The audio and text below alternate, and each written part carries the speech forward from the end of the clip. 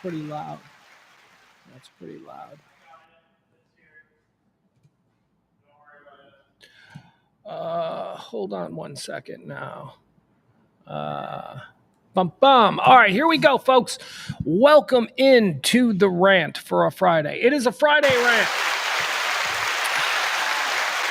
I don't know what that means. I am Pugs Moran. We do this every Monday through Friday here from the beautiful Kelly Moore Memorial Studios in the E-Gallery in fantastic Dallas's Design District. It's a current events rant. It's a hot topics rant. It's a pop culture rant. Whatever it is that's happening in the world, I'm going to tell you. I'm going to break the show down for you in 4 distinct segments. We call them quarters. First quarter, call that antecedently on this day. It's a fancy way of saying this day in history. That's all it is. We just go through some events that have helped shape our understanding of what this day has meant and represented throughout time. Or as Tony Soprano would say, time immemorial.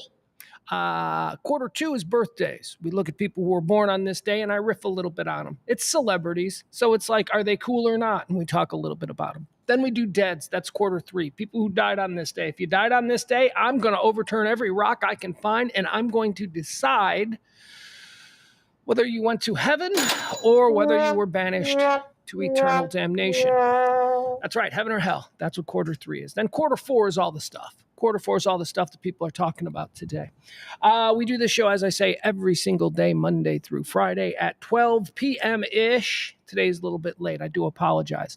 Hi, everybody. Let's say hi to the folks we got here lined up in the chat room already. The chat room is a fun little social place. You can come and make friends. We've had a marriage. No, we haven't. We haven't had a marriage. I don't even think anybody's ever hooked up from our chat room. So if that's what you're coming here for, you're going to be disappointed. Peter is in the chat room. He says the NFL is back. Yeah, it is. How exciting. Not just NFL, my guy. Not just NFL. We got high school football back. I want to do a high school football show. I am so ridiculously into high school football right now.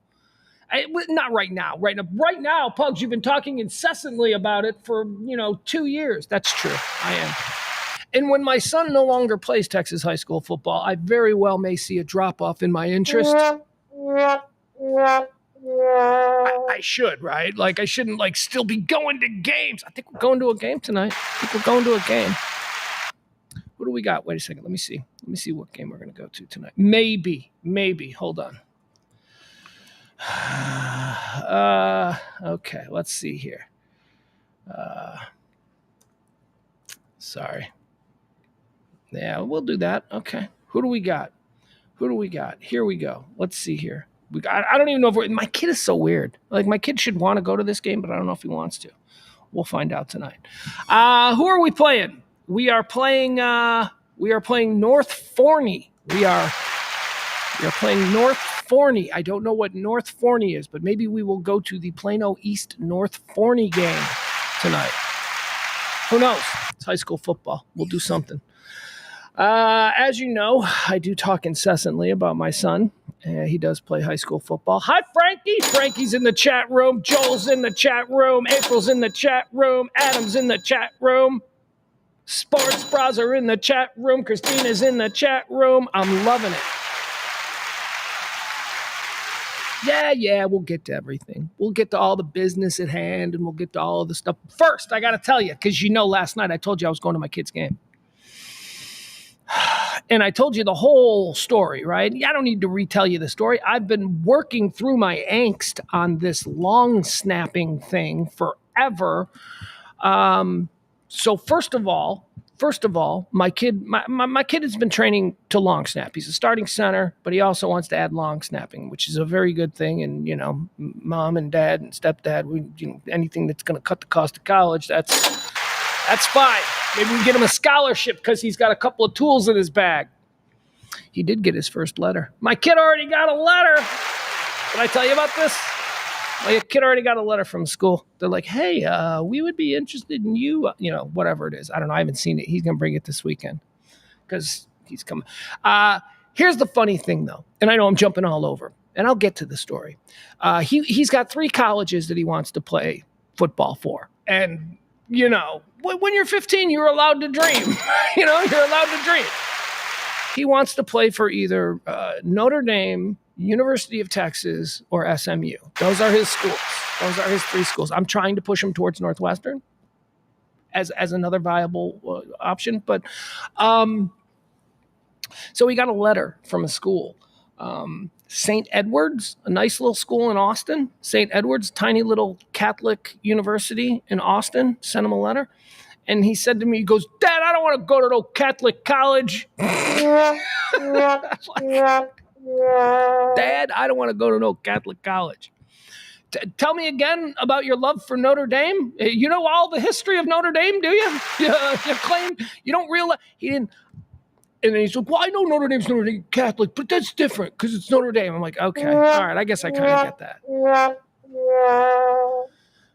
So the problem with the long snapping is that he's been working really hard at long snapping in the offseason, and he nailed it. And he was working with the varsity long snapper, and he was on the radar of the varsity coach, and the varsity coach liked him working with the varsity long snapper. It was all very good vibes, man, and the kid was working his ass off, and I injured myself. I injured myself so badly training with him that I haven't been able to raise my arm above my shoulder in months because it's just this way that I don't know. He does this thing where he's got to learn how to spin it through his legs, spiral through his legs. So you practice by throwing it over your head in a weird way. And so we were playing catch like that, and I blew out my arm. So anyway, we put a lot of work in, or at least I did. He didn't seem to put a lot of work in. I mean, he did it a lot, and he did it really good, but it didn't seem all that hard for him. So I wouldn't call it work. It was just him snapping. So the season starts, and my kid's not the long snapper on his team. He's the starting center and all that, and he's a captain, and that's all great, but he's not the long snapper. And I'm like, why aren't you the long snapper? And they punted twice in their first game. They're a very good team. They went undefeated last year, and this year they opened up last week, and they just wreck shop. They just destroyed this team, and they don't punt a lot. So, but they did. They punted twice in the first game, and it was a different kid doing the long snapping, and they weren't great. God love them. The kid will get better. I don't know. I wasn't in the park working with that kid all winter long. I was doing that with my kid. So I do know that my kid got really good. So this kid, he's the long snapper in week 1, and it didn't go well for him. So this week, my kid was named the long snapper. They said, okay, we're done. We're done trying to find places for people. You're going to long snap. So he comes in. So the game starts last night. Remember, they're 1-0, and they're very good. Played some school called Creekview. I don't even know what it feeds into. I think it might feed into Hebron, but it's Creekview High School up there in Carrollton. So we go up there, beautiful school. So we go up there, and they score right away. My kid's team's very good. They score right away. Like opening drive, like second play, dude busts it for 50 yards, touchdown, good guys. Woo! So we're excited. They come out for the field goal, and it ain't my kid. It ain't my kid doing the snapping for the field goal. And I'm like, what is going on here? Now, I promise you, this is all internal. I am not that dad, okay? I'm not the dad in the stands going, what the hell? I'm not, trust me, I'm not. I'm like cool dad. At least I try to be. At least that's how I try to act. So this other kid comes out and he long snaps it, and then of course it was terrible. The holder didn't even get it, and the ref blew it dead, and it's 6 points instead of 7. Okay, so whatever. So now I'm just like, look at him, and my kid wouldn't make eye contact with me, right? And I couldn't figure out, like, I think he was, because I'm standing there and I'm looking at him like, what's going on, man? Can you tell me what's going on? So he was not making eye contact with me because he knew that it was fucked up and there was nothing that he could do about it. He's like, whatever. So the next time, and that's when the coach called his name out. And he said, Mace, he comes, and Mace goes running down with him. And the coach hands him the football, and I could see what he's saying to him. So I run down there, and I'm trying to listen, and I hear it's all good. He's like, okay, you're the long snapper. You're in. So finally, after a botched extra point, they put my kid in there to long snap. And let me tell you, maybe I buried the lead on this story. Remember how I told you my kid's team is really good? Yeah, they got stomped last night. I know they scored on the opening drive. They marched it downfield, got their 6 points, and then it was hell from that point forward. They didn't get stomped. They lost 28-20. They lost by a touchdown. But they did not play well. They did not play well. So my kid, there were a lot of opportunities to punt. And he was out there with the punt team, and he was long snapping. Finally, I mean, you got to realize that the botched field goal snap, or the botched extra point snap, that came like on play 4 of the game. So they were, again, trying to give somebody else a chance. And I'm like, why? You know my kid can do it. And I guess that's why, right? You want to give another kid a chance, I guess. I guess they don't want to win at all costs. Whatever. No, I'm fine with it. Kid ended up long snapping the rest of the game. Can I just tell you? Why were we ever even screwing around with other people? What is going on? Like, you see, I'm the father of a kid who plays center. So I got nothing. I can't like be in the stands going, how about that long snap, huh? How about? I'd look like a fool. So I just got to sit there. And I'm sitting next to Ethan's mom. Ethan's a running back who's really good. And Ethan's mom is always like, Ethan! And I'm like, my kid's the center. It's awesome. Did you see him drive that dude's dick into the dirt? That was cool. That's my kid. So he nails him. He nails all of his punt snaps. He long snapped on punts 5 times. I think I got 5 videos of it. All perfect. All so perfect that one punt got blocked because my kid's snap was so perfect. I swear to God. It was because my kid's snap was such a goddamn bullet that the punter couldn't handle it, and he went, and it's just like a bam. It like came right back at him, like, and it boom, like a dart. And the punter, like he couldn't handle it, and so that wasn't my kid's fault, the punter's fault. And then on an extra point attempt, they scored again. On an extra point attempt, another mishandle. Now, the first missed extra point that came on play 3 or whatever of the game, that was just a bad snap. That was terrible. This one wasn't a bad snap. You know what it was? It was another bullet. It was another dart, and the kid couldn't handle it in time. He didn't drop it or anything. He caught it. Boom, a dart, and then he was like, I'm not used to it. Because these kids, you look at all the other kids in their long snaps, and they're just these arcing ducks. Some of them are like end over end. You know, it's whatever. And now my kid's in there. He's been working his ass off, and he's shooting darts through his legs, and these kids can't handle it.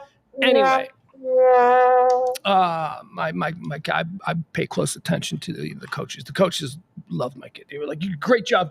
None of it was his fault, so we're happy. But we lost, man. They lost. They got beat. They got beat for real. Again, 28-20 doesn't sound like a complete ass kicking. It's just a touchdown. But their defense, our defense, good guys' defense, created 5 consecutive turnovers. 5 consecutive turnovers. Our defense handed the ball back to our offense 5 consecutive times. Not 1 point off those 5 turnovers. I don't know. Anyway, that was my night last night. Last night was a big football night. Thank you, Frank. Frank says good for Mason. Thank you.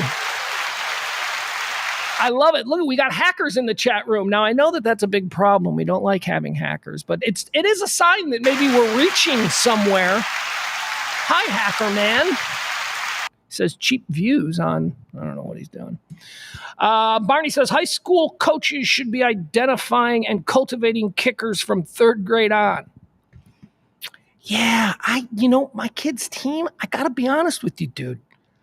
This was very evident last night. My kid's team doesn't seem to focus very much on special teams. They don't really kick. They always go for 2, and they always score 2 because they just manhandle people at the line of scrimmage. But I don't know what happened. They don't have a particularly good punter. I don't think I've been to, all the games. I've seen maybe 1 field goal in 2 seasons. But the other teams do. The other teams, like the other team, dude was booting kickoffs like into the end zone like a pro. The other team last night, they had a good kicker. They had good special teams. And that was probably the difference in the game. All right, folks, let's get into what today's show is going to be. Today's show is going to be all about a whole bunch of stuff. It is, in fact, I've been telling you this all week. We do a little thing once a month, I should say. It's called Pledge Week. We are in Pledge Week. This show runs on your tips and your gratuities. I'll direct your attention to the bottom there, the scroll. That's where we stand. We started out this week with almost nothing. Usually we start the week out with like needing $300 or something like that. This week I think it was only like 200, or it was real manageable. And here we are, last day, we're down to 70. If you can help the show out, that would be fantastic. I would appreciate that. So drop a little something. Keep this kind of talk radio going, the kind of talk radio that isn't allowed on real terrestrial radio, where I lived for almost 20 years of my life.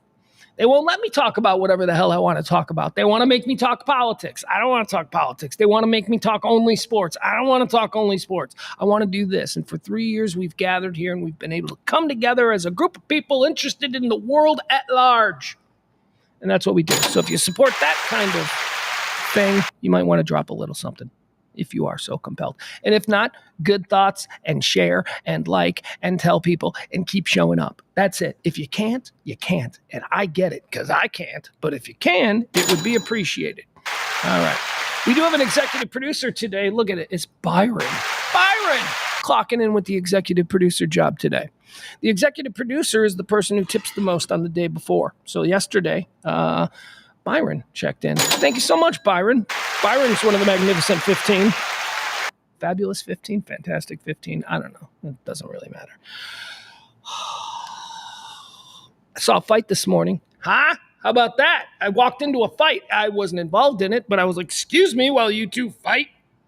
Homeless people. Homeless people fighting. Yep. Didn't even feel the slightest bit compelled to step in. Almost pulled out the phone and started recording it, but then because I was raised by proper people, I was like, this is not. So I didn't.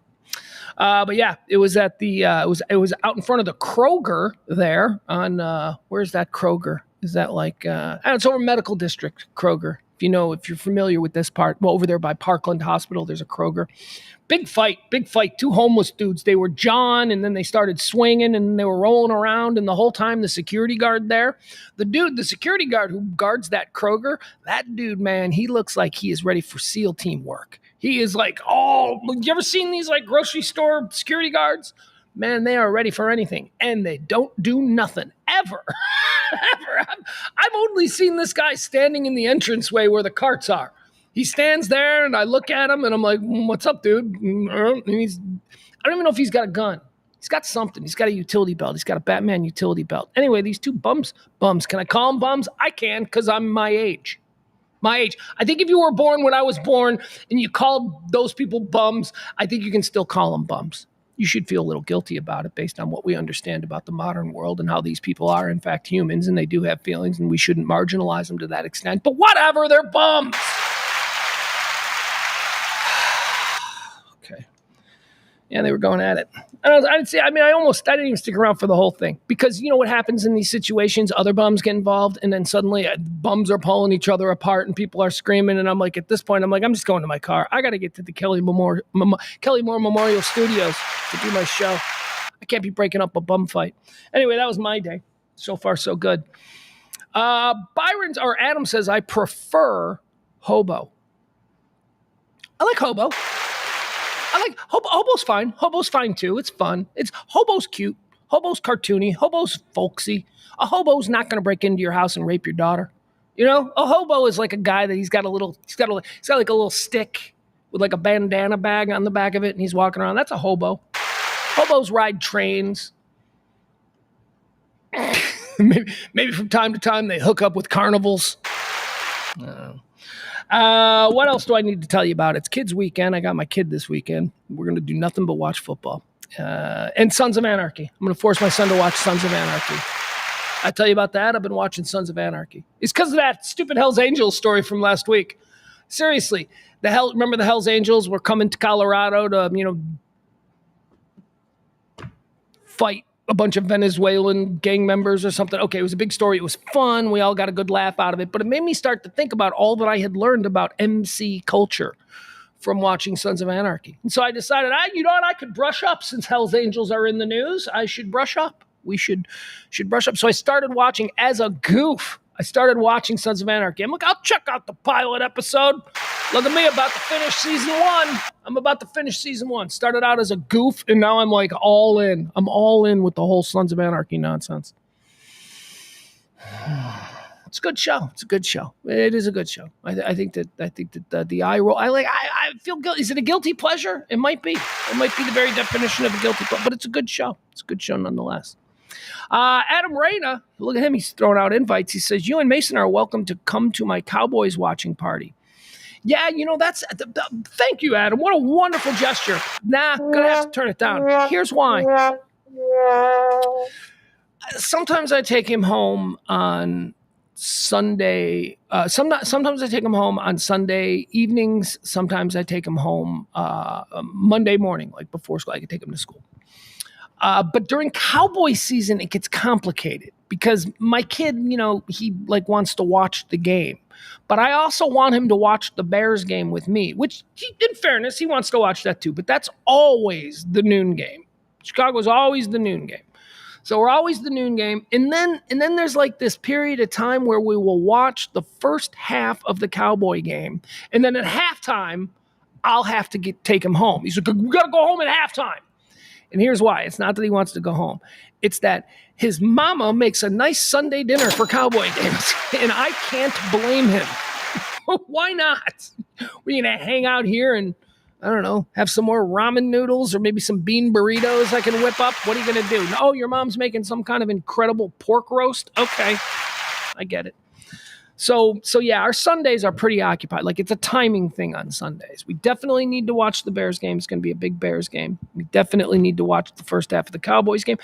Look, it would please me if he goes, dude, we can wait till after the Cowboys game, because that means he wants to watch the whole game with me. But I understand that dinner is a major factor, and his mom making Sunday dinner is a big factor that he wants. So that's good. That's the power of moms. All right. Thank you to Byron again. He is our executive producer. If you do want to help out the show in any way, shape, or form, there you go. You drop it in there. I'll leave that up. Should we get started? We should get started. All right. It is the Rant. It's a stream of consciousness rant where I just start talking, as you've already noticed, and I don't shut up until I'm done telling about everything that's happening in the world. The Rant for the 6th day of September, year of our Lord, 2024 years that we know of. No, we know of a whole bunch of other years. It's just, we pretend like it just started 2024 years ago. It is the 250th day, 250. Halfway. We're halfway to the... No, we're not. 250. 250 days in, 116 days remain until New Year's Day. All right, let's do quarter one. This is antecedently on this day. This is where we look at the events throughout history. Oh, look at this. I'm distracted. I'm distracted like an idiot. Did you guys see the new Observer? Look at this. Look at it. Look at the cover of the new Observer. That's pretty cool. That's Mike Reiner. It's Groobs. Look at Groobs. Groobs. That's Reiner and Groobs. Old Grey Wolf, Brave New World. Talking about their new podcast. Not even podcast, man. They're doing some... I had the pleasure, the honor, the distinction of being asked by Mike to come be on his Dark Companion show, which is an interview show available now at My Dark Companion. They got a cool thing set up over there, so it's nice. Look at them. They're getting some good pub. They're getting some good pub. Good pub, Dallas Observer. I'll be reading that in my next major ball movement. I'll be sure and have that near. It is antecedently on this day. This is where we take a look back at all the things that are happening that have happened on this day in history. For instance, how about this one? Antecedently on this day in 1620, the Pilgrims sail from Plymouth, England on the Mayflower to settle in North America. So let's get this straight. So today, September the 6th, is when the Pilgrims left. Now, is Thanksgiving supposed to be like the day they arrived? Like, how long did it take them? That's not it, right? That's not it. It's not the day they arrived. Does it? Does Thanksgiving commemorate the day they... Because I know the first thing... Look, they didn't get off like a 3-month boat ride from England and then like dock and go, let's make a huge dinner and invite over the neighbors. They didn't do that. So the first Thanksgiving, that dinner... That had to have been like a year after. But is it the commemorate? I'm trying to figure out how long it took in a boat to get from England to Plymouth Rock. That's what I'm trying to figure out. Because if it took from September 6th to a Thursday in November, that is. I would not have been an immigrant. I would not. Is that what they called them? A colonist? Well, what are they? I don't know what they were. I would not have been. Jesus, man, just across the Atlantic Ocean, it takes months? No, thank you. That was on this day in 1620. And then you get things like rickets and beriberi and scurvy and all the pirate diseases. No, thank you. Antecedently on this day in the year 1966, Prime Minister Hendrik Verwoerd, the architect of apartheid, is stabbed to death in Cape Town, South Africa, during a paramilitary meeting. This is the guy that created the whole apartheid system, and he got stabbed in the face. So that's good. 1966. I mean, he got stabbed all over, but he definitely got stabbed in the face. I was reading about it. All right, here you go. Antecedently on this day in 1972, we talked about this yesterday. Yesterday was the anniversary of the Munich Olympics, where the Palestinian terrorists took the Israeli team hostage. We talked about that. Today was the day when they started killing them. It was on this day, Munich massacre, 9 Israeli athletes die, along with German policemen, at the hands of the Palestinian Black September terror group. This after being taken hostage at the Munich Olympics. Okay, there you go. Talked about that. 1972.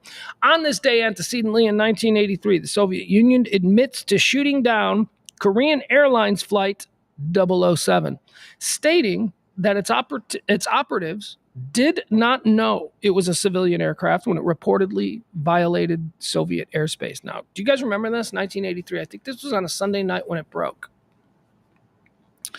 I have just this weird, vivid memory of this story when it broke.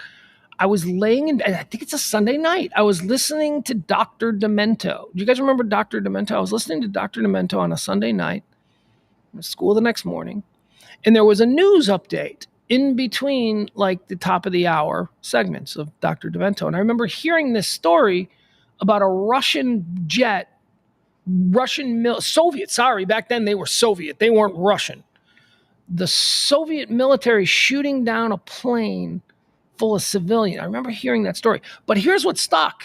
I was like, that was a spy plane. I mean, you totally know it because 007. The plane was called 007. It was Flight 007, and it was accused by the Soviets of being a spy plane. I just thought, that is too much for my little, how old was I? 13-year-old brain. Anyway. Here's the situation. It was a passenger jet, and it probably did have American spy technology on it. We know this now all these years later because a lot of shit's been written, and people have admitted this stuff.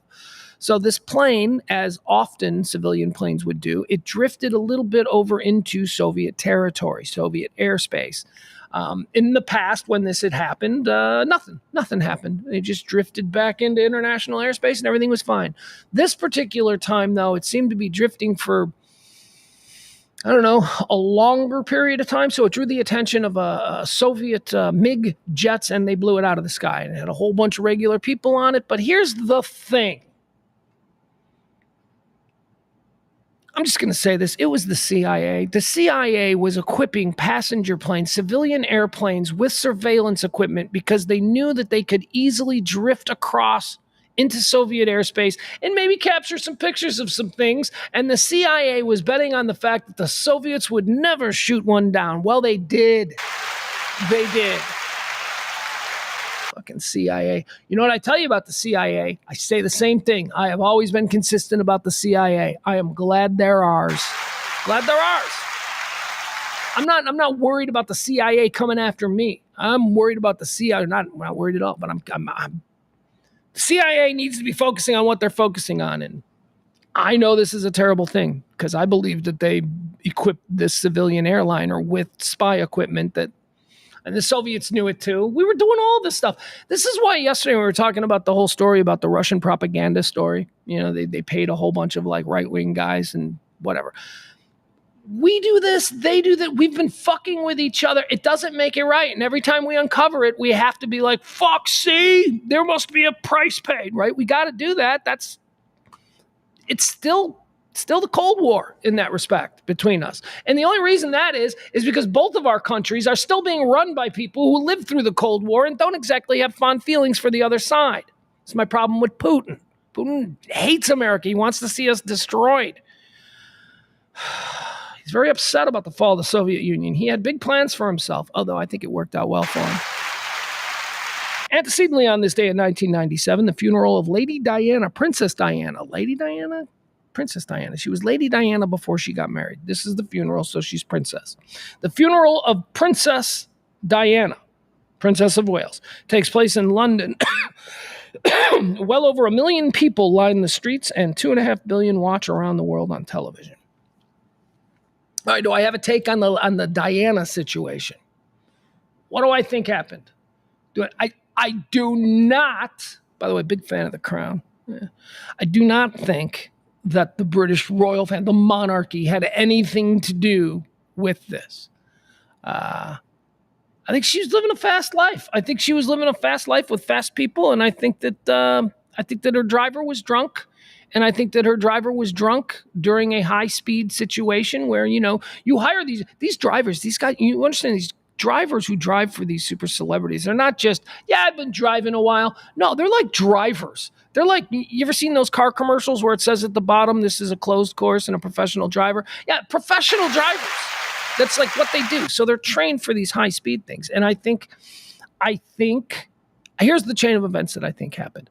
I think that the driver for Dodi Fayed and Princess Diana, I think that the driver thought the night was over because they had gone back to Dodi Fayed's place. And, the driver's like, they're going to be up there fucking all night. I can just hang out. So he went to a bar. The driver went to a bar and started drinking. And then the driver got a call, hey, change of plans, we're going out. And, now suddenly the driver's a little bit drunk and he's like, fuck, all right, I got to drive. I got to get Diana through this labyrinth of paparazzi and I got to use all my driving skills. And I think he fucked up. I think that's what it was. Did the paparazzi play a role? Well, yeah, in so much as they were the reason that he felt he needed to drive in this way. Did the paparazzi kill her? No. Paparazzi didn't kill her. The paparazzi are just parasites. They exist. That's why celebrities make the money they make and eat the dinners they eat and go to the cool places they go to, because there's a trade-off. The downside is that sometimes you have to hire a professional driver because people are coming for you. Okay, so that's my thought. There you go, Lady Diana.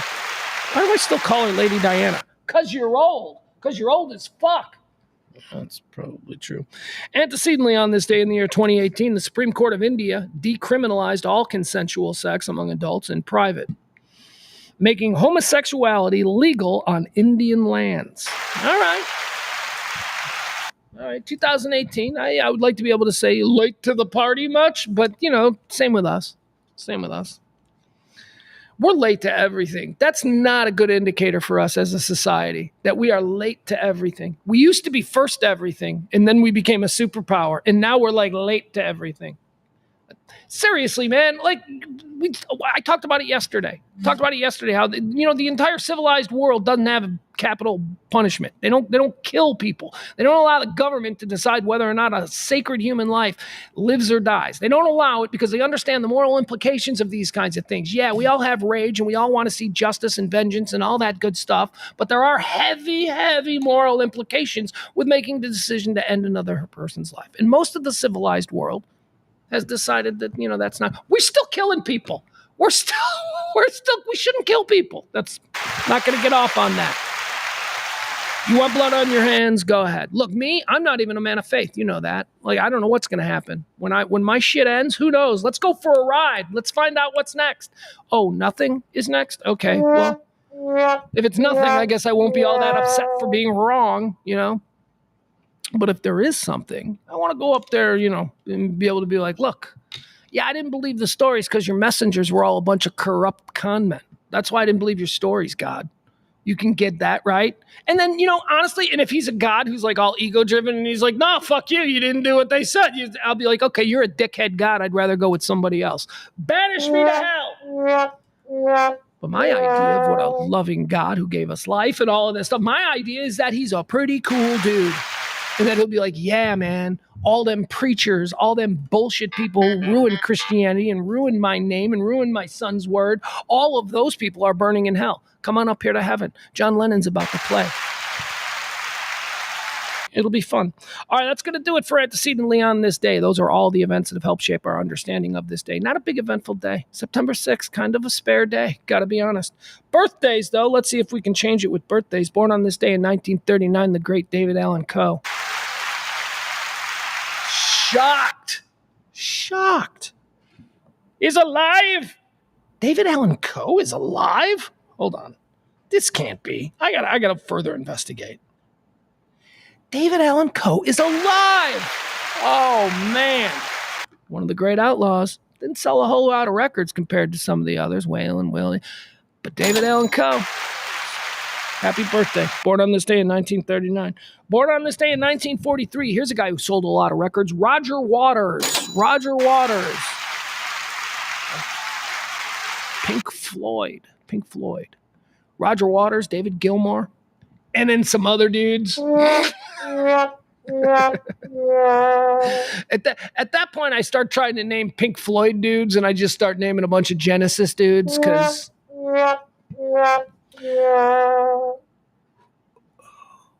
Trying to think if I can. I'm trying to think if I can name off the top of my head another member of Pink Floyd that isn't named Roger Waters or David Gilmour. Can't do it. Can't do it. Tony Banks. Mike Rutherford. Mike Rutherford and Tony Banks, members of Pink Floyd, right? Tell me I'm wrong. Born on this day in 1943, Roger Waters. Born on this day in 1947, Jane Curtin. Jane Curtin, one of the original Not Ready for Primetime players, original cast members of Saturday Night Live. So excited about this Saturday Night Live movie that's coming out. Who's making it? Somebody good made it. It's about it's a movie. We showed I guess I can't count on you folks all tuning in every single day. We showed the trailer a couple of weeks ago. It's a new movie that's coming out about the first night that Saturday Night Live went on the air. It looks really fascinating. Jane Curtin, born on this day in 1947. She was one of the original.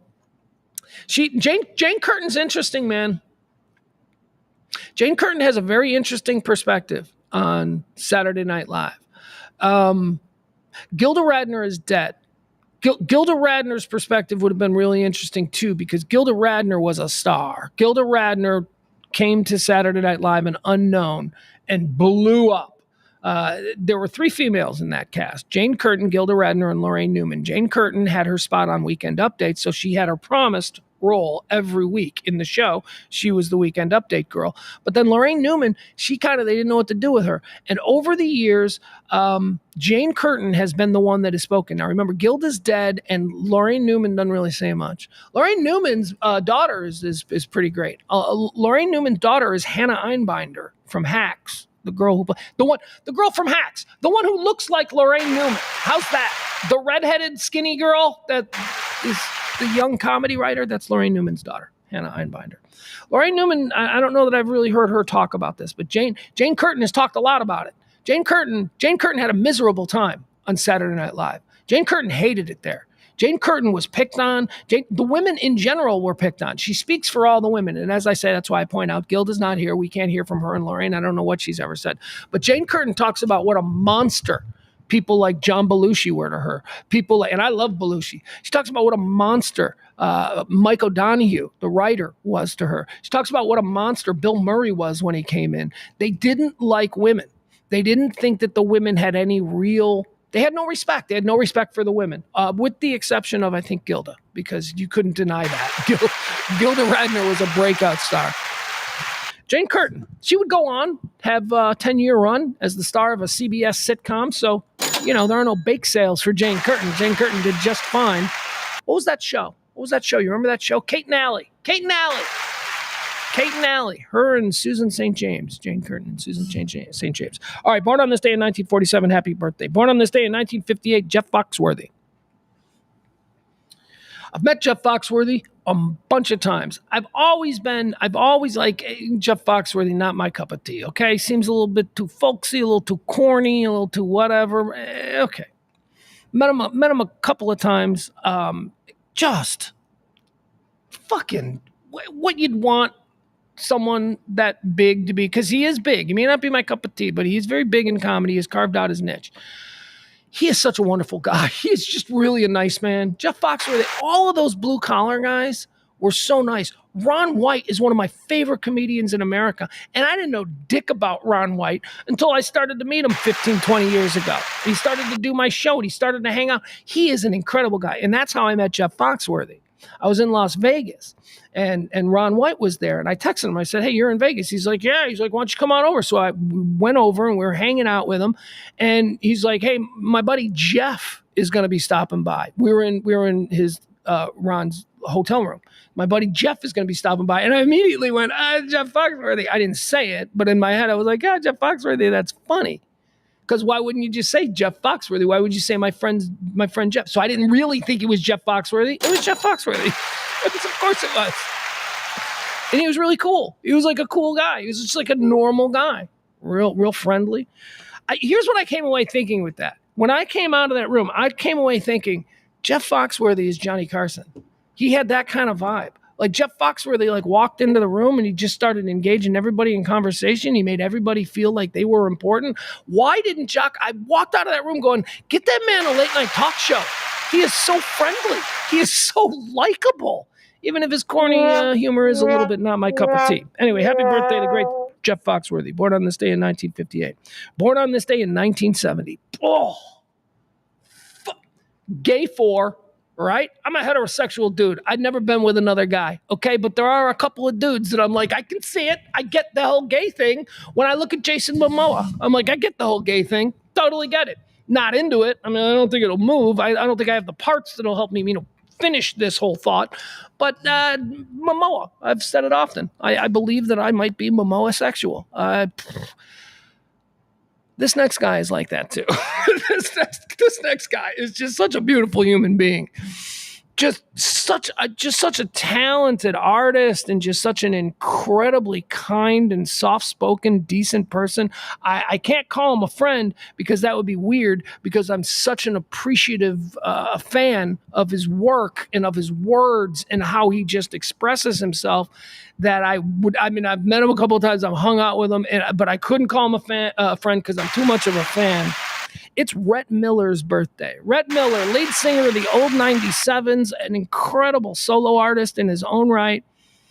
Rhett Miller, born on this day in 1970. God, man, the Old 97s are so good. I don't know what their new stuff is like, but I just, from time to time, I'll just dive in. I've got a nice little cool-ass Old 97s Spotify playlist that I go with. And his solo album, The Instigator, I think was that his solo, or I don't know. It was so good. It was just like, oh, these are more really beautiful old 97 songs. They're a cool band. Long before I moved to Dallas. As a matter of fact, when we found we were moving to Dallas, one of my first thoughts was, oh, cool, maybe I'll get to know the old 97s. I saw the old 97s play in Chicago in the late 90s at a place called the Beat Kitchen. And they played with, this is the irony of all ironies.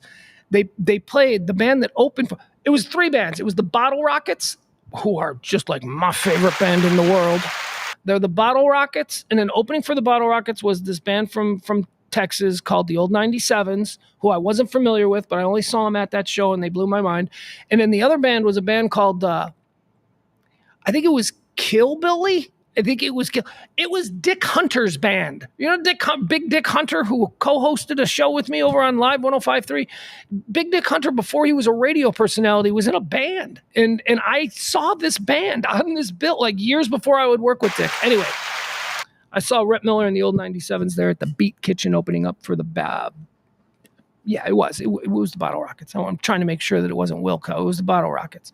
So they're opening up for the Bottle Rockets. And I just went, man, that band is really great. They were playing, back in those days, they were like a jug band almost. They were like a punk rock jug band. They had a big stand-up bass. They all looked like Buddy Holly. We called them after the show. After the show, we were like, that Buddy Holly band was good. They were all wearing glasses and they were clean cut. Anyway, they were great. They were great. And then they would rattle out a whole bunch of really cool albums.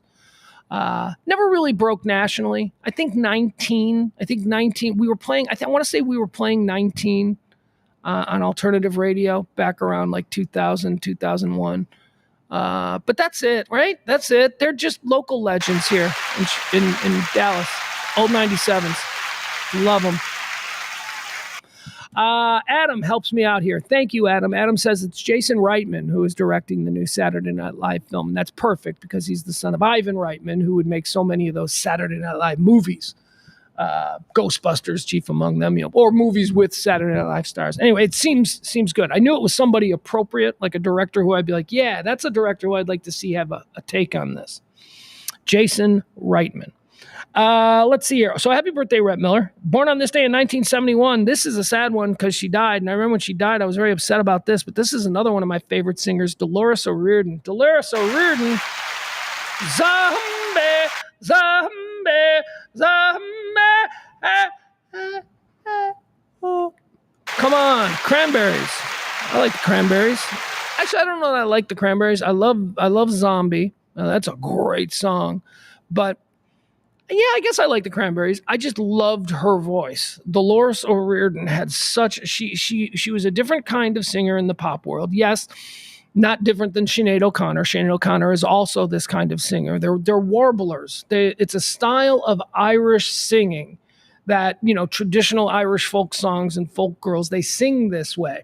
And then for some reason, I don't know, when Sinead O'Connor brought it to rock, it was very cool. And then when we heard it again with Dolores O'Riordan and the Cranberries, very cool. There's another really cool group of 3 female singers who can do that kind of Irish vocalizing, called the Corrs. I don't know if you've ever heard of the Corrs, but those girls are really good at it too. Anyway, Dolores O'Riordan, she died. She died in 2018. Very sad.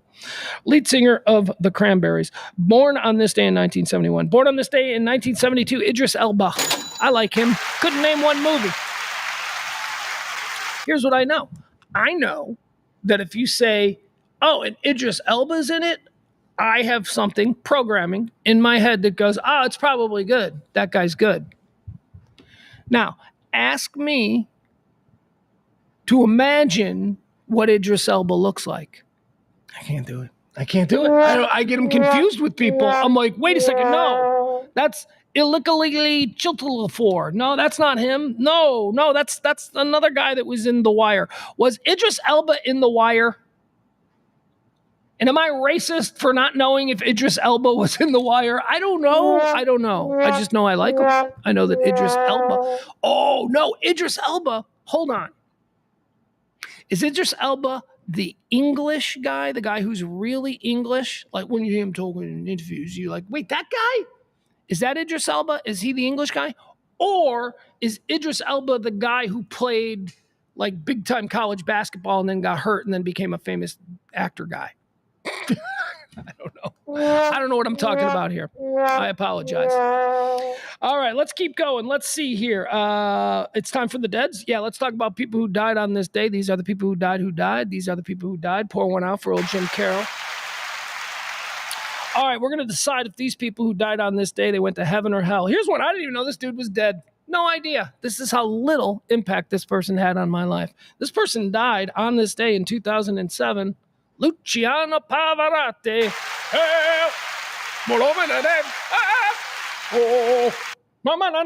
He's dead. That's unfortunate. Luciano Pavarotti. What did he die of? He was good, right? Here's what I want to know. Here's what I want to know about Pavarotti. Was he really the best opera singer, or was he really just the one who had the best management, who got him like the most publicity? Because isn't there like a Flacido Domingo or something? Flamingo Domingo. Who's that guy? Isn't that guy a good opera singer too? I don't know. Anyway, Luciano Pavarotti, big fat guy, opera. I think, I don't know anything about him. I'm just going to go ahead and put him in hell. I'm going to put Luciano Pavarotti in hell. I'm sure that he did some things. He seemed like a very, what is that called? Grand consumer of life in general, and I don't know, whatever. I'm putting him in hell. Dead on this day in 2018. We're gonna have to talk about this one. I think I might put this one in hell, but if you were listening earlier, you understand that I myself will probably opt to go to hell because it sounds like it's going to be a lot more fun.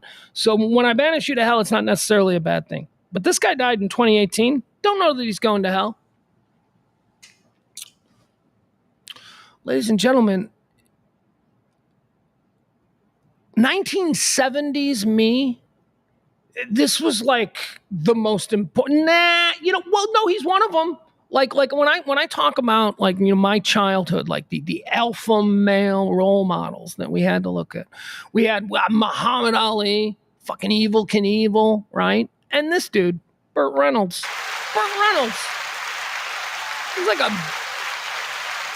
He was so cool. He was getting laid and he had no responsibilities. He was like he was handsome, but he was one of those things. I hate these people, right? I hate when handsome people also are talented. And then on top of that, they're like really charming. That was this guy. Fucking Burt Reynolds, Mr. Charm. I liked him. Burt Reynolds draft. Should we do a Burt Reynolds draft? All right. With the first pick in the Burt Reynolds draft, I think we're going to have to go with Smokey and the Bandit. This is off the cuff draft. With the second pick in the Burt Reynolds draft, I think we're going to have to go with Cannonball Run. Okay. The third pick in the Burt Reynolds draft, I think we're going to have to go with The Longest Yard. Okay. Fourth pick in the Burt Reynolds draft, I think we're going to have to go with Deliverance. And the fifth pick last pick off the board in the Burt Reynolds draft, we're going to go with make it a good Sharky's Machine. Yeah, Sharky's Machine. All right, there you go, Burt Reynolds draft. I'm sure he did a bunch of other good stuff, but wasn't Little Whorehouse? Wasn't that Best Little Whorehouse? Wasn't that like a musical? Fuck that. I'm not into that. Burt Reynolds, we're going to put him in 70s Burt Reynolds, man. He's going to hell. Burt Reynolds, you got to put him in hell, man. He didn't live a godly life. Burt Reynolds is in hell. Dead on this day in 2021. This. I remember this. We were doing the live stream. We eulogized this man in real time as he was, still pops up from time to time in things. And I'm like, oh, that fucking dude was awesome. He blew it. Dead on this day in 2021, Michael K. Williams. Michael K. Williams, American actor. Oma's coming.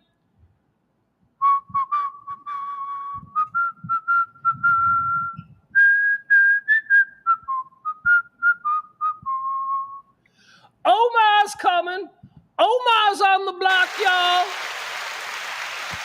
Fucking Omar from The Wire. I mean, is that one of the most iconic? Dude, Freddy Krueger can go kick rocks, man. Omar from The Wire was the scariest MFer ever. Michael K. Williams was an incredible actor. Everything that Michael K. Williams did was just incredible. Like, I'll give you an example. The first thing we ever saw him in was The Wire, where he played Omar. Omar, the homosexual street assassin.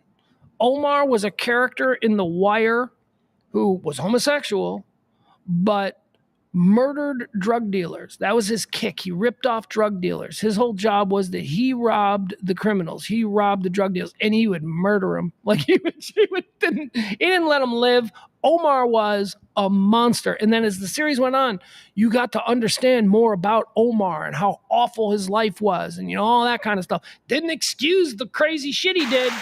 And Omar met his end in the end. But man, what a great character. Omar from The Wire. Then, I'm watching this and I had heard that The Wire had cast a lot of actual bangers, a lot of actual criminals to play the roles of these criminals.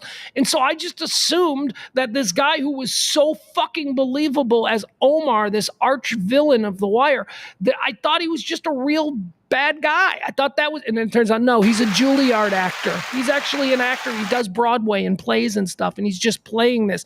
That's how good Michael K. Williams was. So, okay. So The Wire ends, and we're like, well, I hope I see that guy again. Then along comes Boardwalk Empire. Boardwalk Empire comes on, and oh my God, look at it. It's Michael K. Williams again, playing Chalky. Chalky, the Boardwalk Empire was about how, illegal government corruption basically controlled the Atlantic City Boardwalk in the 1920s and whatnot. And it starred not Paul Giamatti. Who's the other ugly guy? Who is it? Buscemi. Starred Buscemi, Steve Buscemi, as like the white dude who ran the town. But then there were also black dudes in the town, and the leader of the black dudes was Michael K. Williams. Chalky. And he was awesome as Chalky, man. He's a good actor. Happen Leonard. He then did the sitcom Happen Leonard. I'm telling you, man, Michael K. Williams was the real deal. And in the end, he was just a junkie who did too much drugs. That's it. Just OD'd. Just a junkie. All of that goodwill flushed down the toilet, dude. Terrible. All right, that's going to do it. Those are the deads. We're sending him to hell. Of course, he's Omar. You can't portray that role and then think you're going to get into heaven. Ugh, not a chance. Adam Reyna helps me out here. He says they're called stick-up men. Rob Barr would like to announce that Michael K. was awesome. He was great. Byron knows about Chalky. Oh man, Rob, that's right. I screwed up. What did I say was number one? What did I say was number one on my Burt Reynolds draft? I said Smokey and the Bandit, right? Okay, that might still be number one, but we're going to bump Cannonball Run. You know who's going to lose out on this? Sharky's Machine. We got to bump everybody down. We're going to keep Smokey and the Bandit at number one, but holy shit, man. Rob Barr just reminded me, that's right. One of my favorite films of all time, Boogie Nights, starred Burt Reynolds. That's number two. Number two is Boogie Nights, Burt Reynolds. Jeez, man. I'm so upset with myself. Hey, once again, someone I'm not upset with, the great Byron is today's executive producer. Thank you so much, Byron, for helping out the show. The big tipper of the day gets to be the next day's executive producer. It's not real, but whatever. It's cool, and I thank you. So thank you to Byron for helping out the show yesterday. As you see, I think we're down to the last like $80 or something like that. So if you want to help out the show and make us flush, if you will, for the next month, drop a little something there in the Venmo or the Cash App. Okay, moving on. What else? Is there anything else I need to mention before we get into quarter four? It's now time for us to just go into all the day's news and all that good stuff. If I'm being honest with you, there's not a whole lot going on. Every morning I wake up and I go through all the news and I look for these cool ass stories and I think I got a hot take on that. I could probably riff on that for a couple of minutes. Today it was just like, this stupid stuff happening today. Nothing. That's not true, actually. We're going to watch some videos. There's some fun videos we'll watch, so we'll break those down later. But first, let's talk about the situation there in Barrow County, Georgia. 2 days ago, we let off the show with news of another one of these school shootings. That's right. We cover breaking news here as well when they happen. Barrow County, we've got 4 dead. This is what we know, 9 injured. Great news on the 9 that are injured. Apparently, all of them are expected to make it, and half of them have already gone home. So that's just incredibly good news. 2 lovely teachers, one celebrating her 53rd birthday. They were in the middle of a class celebrating her birthday, and that's when she got taken down by this idiot. All right, I'll say his name, Colt Gray, because it's such a stupid name. Boy, oh boy. I mean, that just sounds like a school shooter. Colt Gray, 14 years old. He's the kid who did it. And I'm not going to say the alleged shooter, and he did it.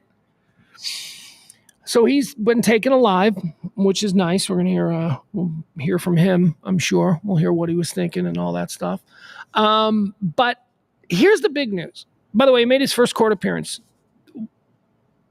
Actually, I saw it this morning. Was it last night that he made his first court appearance? Or I don't know, whatever it is. Here's the big news. The big breaking news is that his parents are both also going to be charged. And I got to tell you, yeah, goddamn right. This is good. The first time we saw this was with the Oxford shooter. Remember Oxford, Michigan? That kid's parents, they went on the run. Remember they went on the run and there was a manhunt for the, can't remember that kid's name. And that's a good thing. We don't want to remember their names. But the parents, they went on the run and then they got arrested. Anyway, that was the first time we saw charges brought against a parent for just being a shit fucking parent, okay? And I was like, okay, is this a thing now? I think this is a thing now because we've got the parents, both of them. We'll get to them individually. First, we'll tell you about the father. The father has been, I'll pull you up. I want to make sure we get all these details. Hold on. Father. Okay, so here's the charges on the father. The father has been charged with murder.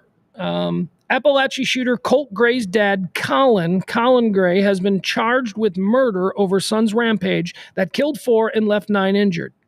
Here's why it's important that we're bringing charges on this guy, okay? And maybe this is maybe we won't be able to bring charges on every parent. Maybe every county prosecutor isn't going to be willing to do that. But in this case, they were willing to do it. And here's why.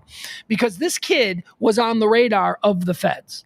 Okay, so a year ago in May of 2023, the feds came to this kid's house and interviewed him about posts that he had made online. The feds then talked to the parents, or the dad, I guess, and they brought the dad in. You can hear this audio. It's going around virally. They brought the dad in a year ago to talk to him about the kid, and the dad was like, well, hell, I'm pissed off too. It's like dad promises to do it. Anyway, the point is this. Why I think these charges are being brought in this case and they may not be brought in the next case, is because we have actual federal FBI transcripts of this dad being aware that he needs to keep a fucking eye on his kid, that his kid is doing some shit. Look, the FBI doesn't visit every kid in their room, right? The FBI, my kid's never been visited by the FBI, and neither is yours. So when that happens, you need to now suddenly, as a parent, engage more than maybe you were before.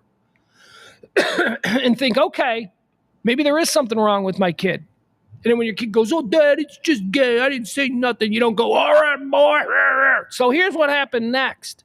This fucking idiot bought his kid after the FBI had already come to the house and said, hey, we think this kid is being possible doing something and we can't prosecute him. We don't have anything for that right now. But hey, this kid is fucked up. And Dad gives him a gun. Dad went and got him a gun. You can have a gun. Hell, he's going to shoot his first deer. Yeah, that's it. That's how, you know what? It's how Chris Kyle died. This kind of stupid ass fucking Chris Kyle. I've talked about this before with the veterans groups and all that kind of stuff. I was friends with Chris Kyle. I knew Chris Kyle before he died. American sniper, if you will. This is how he fucking died. He fucking died because a bunch of idiots don't understand that people are fucked up in the head, and the solution to that isn't giving them control of high-powered weaponry, okay? So this fucked up little kid and his dad is like, I know how to fix him. Let's just get him a gun. Fucking 14 years old, man. You want to teach your child how to shoot. You want to take them out in the woods. You want to be a dad. You want to follow in that great American tradition of father and son and hunting and all of that. That's beautiful. That's beautiful. But maybe we dial that back once the FBI visits us because our kid is a fucking psycho. Okay? So that's why Dad is being charged. Dad is being charged because it's pretty clear to everybody that Dad knew his kid was fucked up and didn't do anything to stop it. And in fact, he may have actually made it possible for this kid to slay a bunch of other people's kids and a couple of teachers, one celebrating her birthday. The suspected shooter's father reportedly gifted him a gun after the FBI interviewed him a year earlier about school shooting threats. You know, I was wondering whether or not I should get you a new baseball mitt or a gun. Dude, the FBI was at your house. The FBI was at your house saying that they think your kid's a potential school shooter because of threats that he's made online. And you got him a gun. Colin Gray was hit with a slew of charges just a day after his son Colt, 14, Colt, you naming your kid fucking Colt, 14, allegedly killed 4 people and injured 9 others in a massacre that rocked Appalachia High School in Georgia on Wednesday. I mean, look, I don't think Dad is a bad guy. I don't have enough information to tell you that Dad is a bad guy. What I can tell you is that Dad is an incompetent parent. That's what I can tell you. Oh, Pugs, it's so easy for you. You've got, half custody. You're not even a full-time parent. No, man, if my kid is fucked up, if there's something going on with my kid, I get into it. I know what's going on. I like to be engaged. In fact, it bothers him. I mean, he loves it. I think on some level he appreciates it. But, you can be engaged in your kid's life.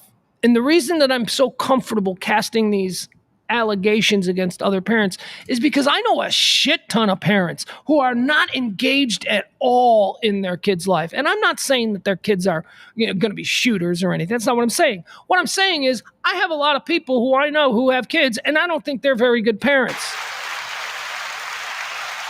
I know a dude.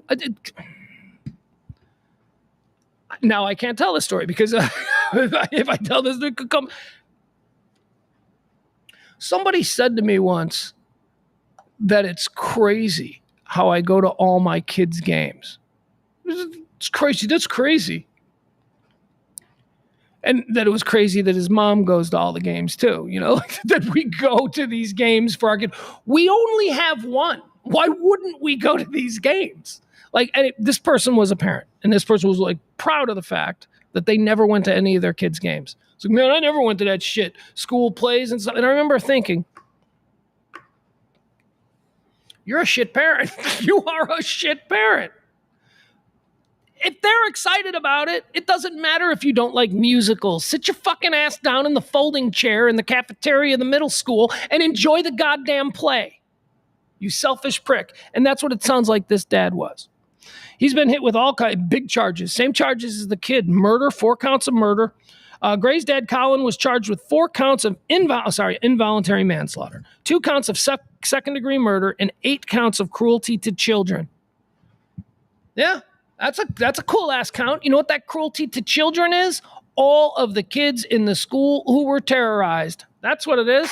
That's cruelty to children. You shouldn't terrorize children. Well, I didn't. My boy did. Yeah, where'd he get the gun? Where'd he get the fucked up genetics? The father had told investigators that he purchased the gun allegedly used in the shooting as a Christmas gift for his boy last December. All right, so that's dad. Let's move on to mom, shall we? Because mom has now, this was breaking as of this morning. Last night, it was the big news that the father was they brought charges against the dad. Today, this morning, now they're looking for mom. And guess what? I don't think they can find mom. As of this morning, they don't know where mom is. But that's, you shouldn't be alarmed by that. Mom has a tendency to disappear because, you see, mom's a fucking chronic meth head. Mom is like all strung out on drugs and all. They're bringing charges against her as well. Mother is now wanted by police. Okay, here we go. What's this story? Let me see if I can. Hold on. Okay, there we go. Let's see. School shooting suspect's mother has a criminal record going back 17 years. Yeah, she's got a whole bunch of, the mom's a real piece of work. The dad is obviously not a good dad, not around, doesn't give a shit about his kid, giving him guns after the FBI comes by. I mean, what the fuck? But the mom's got a track record here that's pretty. I mean, she's gotten into some stuff. She's lived a life, and I'm sure over a couple of cocktails, she's got some stories. Because this is nuts. Her name is Marcy Gray, not to be confused with pop star Macy Gray. Marcy Gray, the mother of the suspect in Wednesday's Appalachia High School shooting, has a criminal record spanning more than 17 years in 4 counties. The 43-year-old has faced prosecution in Barrow, Fulton, and Forsyth counties. Well, now, wait a second. Could you say that about me? Like, just here in Dallas? And prosecute, speeding tickets? Because, if we're doing that, I'm like, yes, I've faced prosecution in the counties of Cook, Dallas, Tarrant, Collin, DuPage, Will. I mean, you get pulled over in a county. Does that mean they faced? No, that is not the case here. Sure, her entry level was DUI. She got some DUIs. That was sort of the beginning.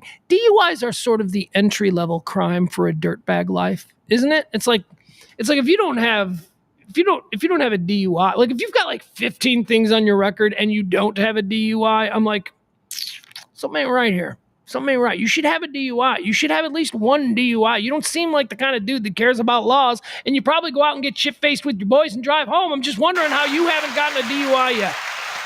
She got some DUIs. That's all right. But also, let's see what she's facing.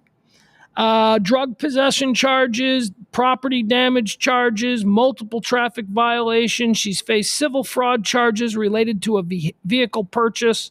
So she's doing sketchy things with cars. She was pulled over and arrested for having a car that was stolen or reported as stolen, but the plates that were on the car were from another car. So, she's got that whole thing going on. Marcy Gray was arrested on November 6th of last year in Barrow County, suspected of possessing methamphetamine, fentanyl, and So mom's fucked up. Mom's fucked up. Dad's fucked up. Dad's getting charged. Dad'll go to jail. I don't know. Mom's probably already in jail. They probably can't find her because she's probably already in some lockup anonymously somewhere. But, this is yesterday when I talked about getting a little upset that they've decided to charge this 14-year-old as an adult. And it's not because I'm a bleeding heart pussy or anything. It's just because I think a 14-year-old is a 14-year-old and there's not an adult. And there's a reason that we have this line of demarcation, because we recognize that adults have a different mind than a child has. And there are a lot more things that go into why a child does something as to why a free-thinking adult does. Anyway, we have that line for a reason, and that line is 18. And it's, I'm sure there are some, point is this, the line is there. So the way we have to morally dole out justice is we have to respect that line, and say that there is a difference mentally and emotionally in the actions that occur between grown-ups who are on the north end of that line and young people who are on the south end of that line. It seems to me that in a lot of these cases where there is a particularly piece of shit child involved, that we just throw away that moral line and we go, well, we're charging them as an adult. Get them. Get them. And I got a bit of a problem with, look, we're not gonna come to blows over it, but I got some issues with that line of thinking, and I'm uncomfortable with it. So this kid is being charged as an adult.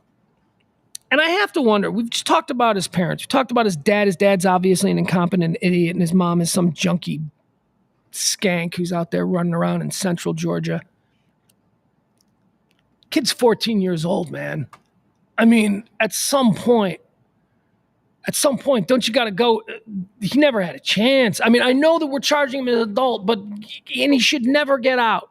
What he did, he should never get out for. I believe in the human veal concept where we just put these people in boxes and stack them somewhere, feed them their meals, make sure that they get medical attention if they need them, but we keep these fuckers alive so that they can live in their box and think about the horrors that they brought to other people, other innocent people. That's what I think is a real punishment. Just killing them, that's like so short-sighted to me. It's like, okay, boom, ha, we win. Now what? No, I want long-form vengeance. So I'm not a believer in capital punishment. I don't think this kid should be tried as an adult. I think that he should be kept as a kid. I think that there should be situations where kids never get out. But I don't think that's the case, right? Isn't that why there's a distinction? Because a child, if you're tried as a child, like if you're not tried as an adult for a capital crime, you can at some point get parole. But there are capital crimes that when you are tried as an adult, they take the possibility of parole off the table. So I think maybe that's it. So maybe that's why. And if that's why they're not going to try and kill him, okay? That's good. The death penalty, even though this kid is being charged as an adult, he's 14, the death penalty has been taken off the table. We heard that from the judge in the hearing this morning, where he said to the kid, he goes, you understand that your crimes could bring you life in prison or even the possibility of the death penalty. He said that to him. The judge said that to him. And why we know that there is no death penalty is because later that judge made a point to correct himself. And he said, you know what? I'm sorry, I misspoke. There is no possibility of the death penalty for you. So I think that's okay. Would I argue with the father of a child who was killed who wants to see vengeance meted out? Of course not. Of course not, because I'm not an asshole, right? I would understand where that guy's rage and where that guy's lust for vengeance comes from. And maybe if it was my kid, maybe I would fall into that mental state where I was just totally comfortable with, me exacting revenge in the moment and killing them with my bare hands. I don't know. It's a terrible kind of headspace, but that's why we have a justice system, because the justice system is supposed to be there, not in that headspace. The justice system is supposed to be clear-minded and morally anchored, and that's how we're supposed to weed out these things. Kid's a little monster, though. That's for sure. Kid never had a chance, though. That's also for sure. Complicated story. All right, there you go. That's the latest that we have out there.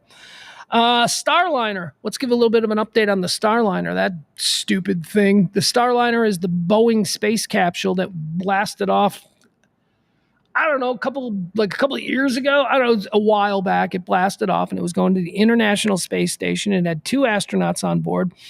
And it was a big moment for Boeing because Boeing's been going through some shit. Boeing has been having some problems with their airplanes, and this is it. This is a brave new frontier for the Boeing Corporation. They're getting into space travel. They got the Starliner. They got a contract with the United States government and NASA. Oh, they're going to be ferrying people, taxiing, if you will, back and forth to the International Space Station because we, America, we don't even have our own rockets anymore. But whatever. So it's a big opportunity for them. They blast off. They go to the ISS, the success.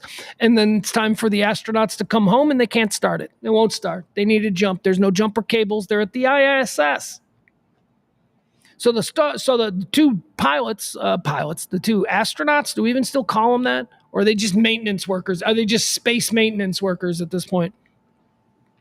So the two astronauts, they're stuck up there. They're like, this thing won't work. And so here's the plan now with Starliner. They're going to stay, as we reported a couple of weeks ago, they're going to have to stay there till like February. They were only supposed to be there for a couple of days. Their families had no idea that they were going to be gone this long. And they're going to be stuck out there until February. Why? Well, Elon Musk and SpaceX, who is the main rival in the privatized space game to Boeing, SpaceX came to the rescue, and they're like, we'll go get them.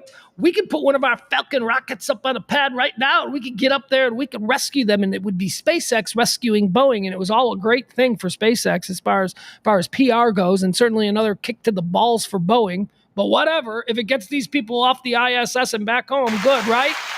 So Elon's an ass. He didn't know what he was talking about. He just made that promise, not knowing the first goddamn thing about apparently spacesuits, because as it turns out, SpaceX can't rescue them because SpaceX uses a different kind of spacesuit technology than Boeing does, so they wouldn't be able to plug in the Boeing spacesuits that they're wearing. In other words, they'd die. They would just die if they went in the SpaceX one. So now they got to wait till February. They got to wait till February until either, I guess, I don't know if this is when Boeing thinks they'll be able to try it again and go up and rescue their own people, or if that's how long it's going to take for the Elon Musk people at SpaceX to figure out how to adapt the spacesuit of a Boeing astronaut into a SpaceX capsule. I don't know, but that's what's happening. All right, now, what's the exciting thing that's happening today now that we're all up to speed on this nonsense? Again, we don't know dick about space. I'm a big space guy. I'm a real space guy. I don't like science fiction. I like real space stuff. And I think that over the years, we've become accustomed to seeing these fantastic sci-fi films with all of these cool things happening in space. And we forget that we can't do any of that shit. So what's happening now is they're going to bring the capsule back. Boeing has decided we got it started. We're going to bring the capsule back. But it's going to be empty. We're not going to put any people in. But you know what they're going to do? They're going to put the spacesuits in there.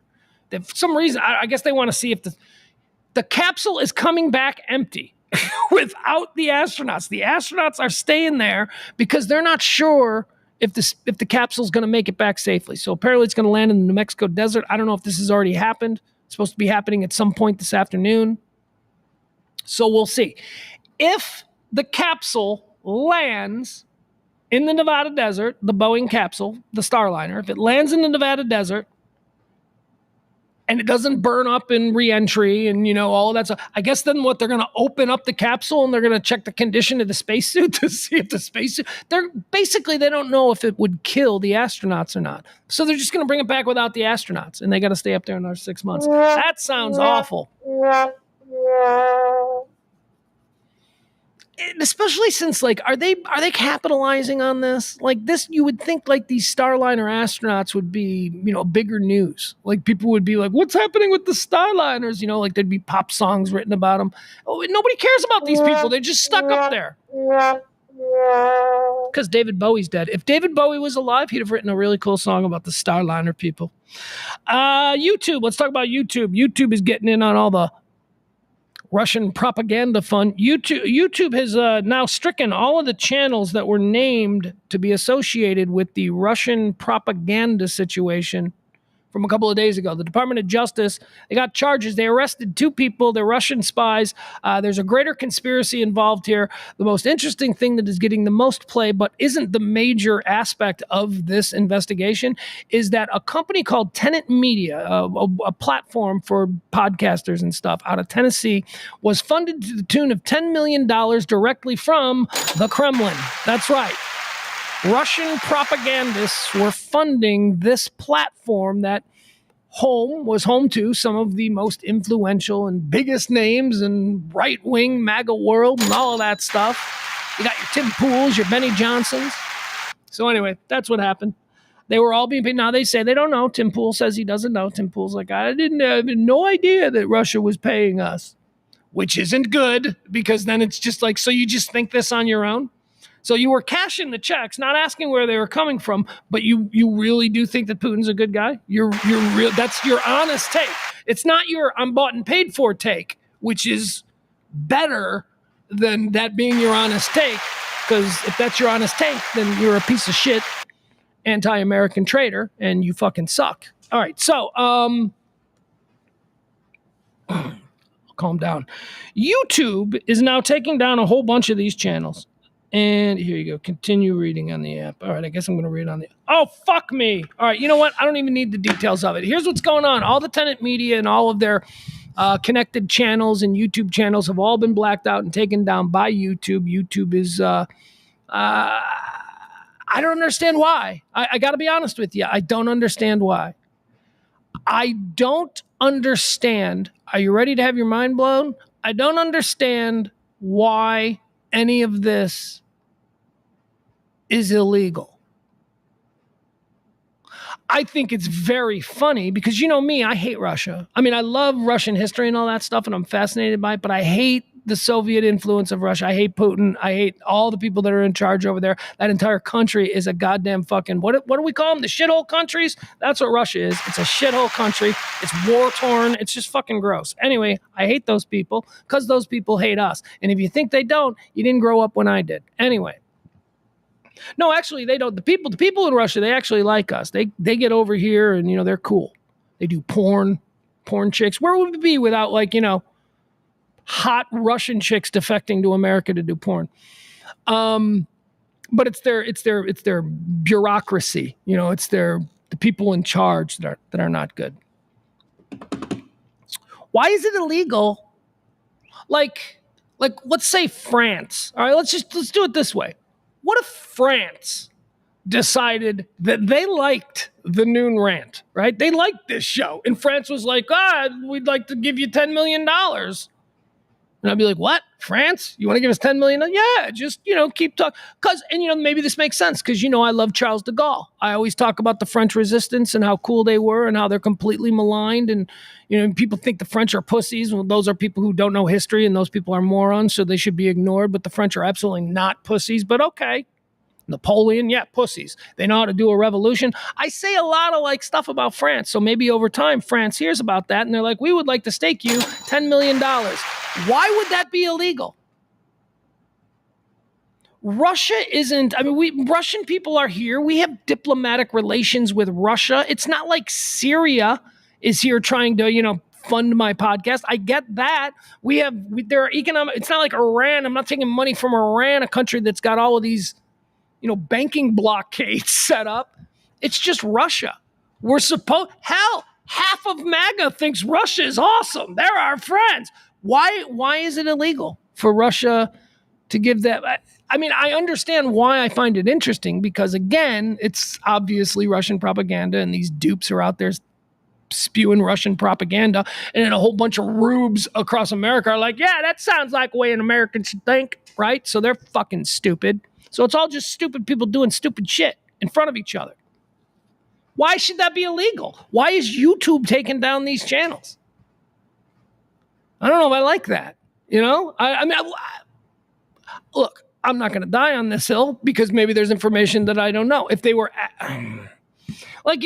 okay, election interference is one thing. Fucking with, you know, the ballots, fucking with, you know, the way people vote, fucking with the machinery. You know, I get that. That should be illegal. That is a real serious thing, and that should be illegal.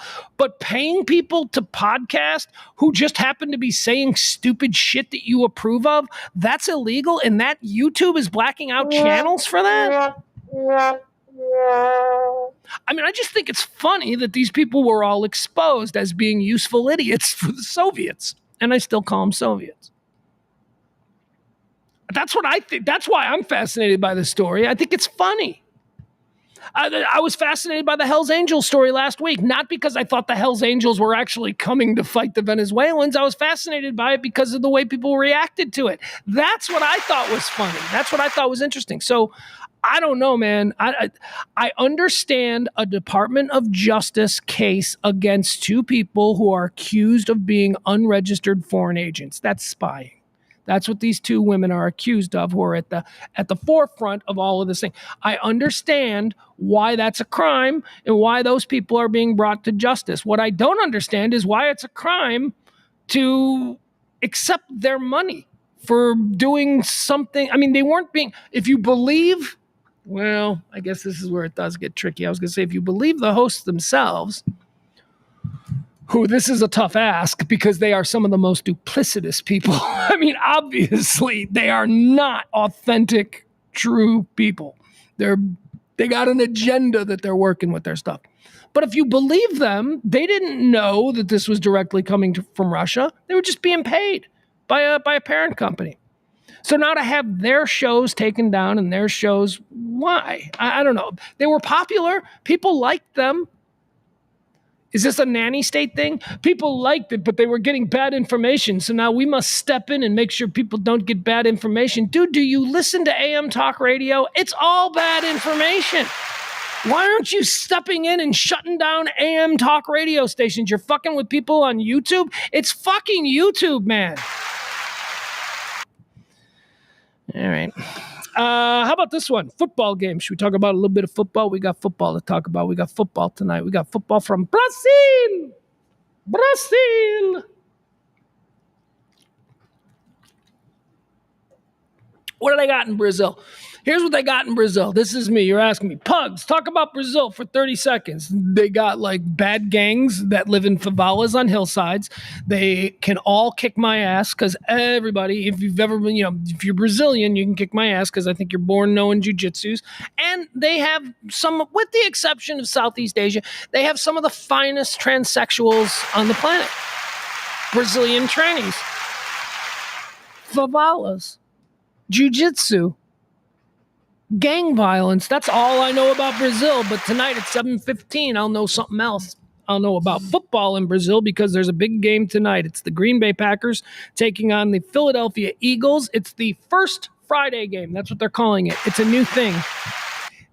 We're doing football on Fridays now. Okay. Thursday was a fucked up one. Okay. So let's talk about my understanding of the football schedule throughout time. Let's not. No, let's do it. Okay, so when I was little, football was always on Sundays, and it was always on Sunday afternoons, and that's it. There was nothing on Sunday night. And then, Monday night had a very special game. Y'all had to wait for this. This was the showcase game. So that's how it was. That's how I understood it. There were football games on Sundays, and then on Monday night, there was Monday Night Football. Then, in like the 80s, then all of a sudden, well, what if we did Sunday Night Football? And that was huge. Like, wow. You mean they're going to play a game at night on Sundays? I mean, that's a Monday thing. We were all very confused by it, but we liked it. Then they gave us a game on Thursdays. What's that, 20 years ago? When did we start doing Thursday Night Football? I don't know, 25 years ago? Maybe 30 years ago at this point. I'm getting old. The point is, Thursday football came in next. And that was when we all kind of went, whoa, hold on. I understand Monday. I understand Sunday nights because, everybody else is going to play within that same 6-7 day window. And Monday is, it's a bit of a disadvantage if you're playing again on Sunday against the team that has an extra day of, rest and recuperate. But okay. We can make it work because we like Monday Night Football. But Thursdays? You want dudes? Dudes are going to play on Sunday, and then they're going to have like 3 days of rest to recuperate, and then they got to play again on Thursday. So I didn't understand Thursdays. But hey, now we're 30 years into it, and who doesn't love Thursday Night Football? I loved it last night. Although, how fucked up was this? Yeah, this fucking country, man. This fucking country. This is just par for the course. So last night I'm watching the Kansas City Chiefs and the Baltimore Ravens. Last night, Thursday night. I'm watching on Thursday night. I'm watching Thursday night. Where there is typically a game in the football. There's the Thursday night game. We just talked about the origin story of the Thursday night game. The Thursday night game exists. I'm watching a Thursday night football game on NBC, and they're calling it Sunday Night Football. Welcome to the Thursday edition of Sunday Night Football. What fucking kind of country is this? What are we doing? No wonder our kids are all fucking idiots. Thursday, welcome to Sunday Night Football on Thursdays. I'm like, no, but there's normally a Thursday game, so there already is a Thursday Night Football. This is so stupid. Why can't you just... Here's why. Here's what I think. I think maybe whoever does Thursday Night Football, which didn't that used to be like, isn't it Amazon now? But didn't it used to be, I don't know, Telemundo? I don't know who used to do Thursday Night Football before Amazon stole it from them. Maybe they've got that trademarked. Maybe Thursday Night Football is the property, that word is the property of one specific entity, and Sunday Night Football, which is an NBC Peacock property, aired on Thursday. And there was no Thursday night game. The regular Thursday game that would have been on Amazon. So there was no Thursday game, but there was a game on Thursday, but it was the Sunday game. We're all fucking stupid. This is why we're all stupid. Nothing makes sense. This is why I can get on a street, on an expressway here in Dallas. What is it, like I-30 East,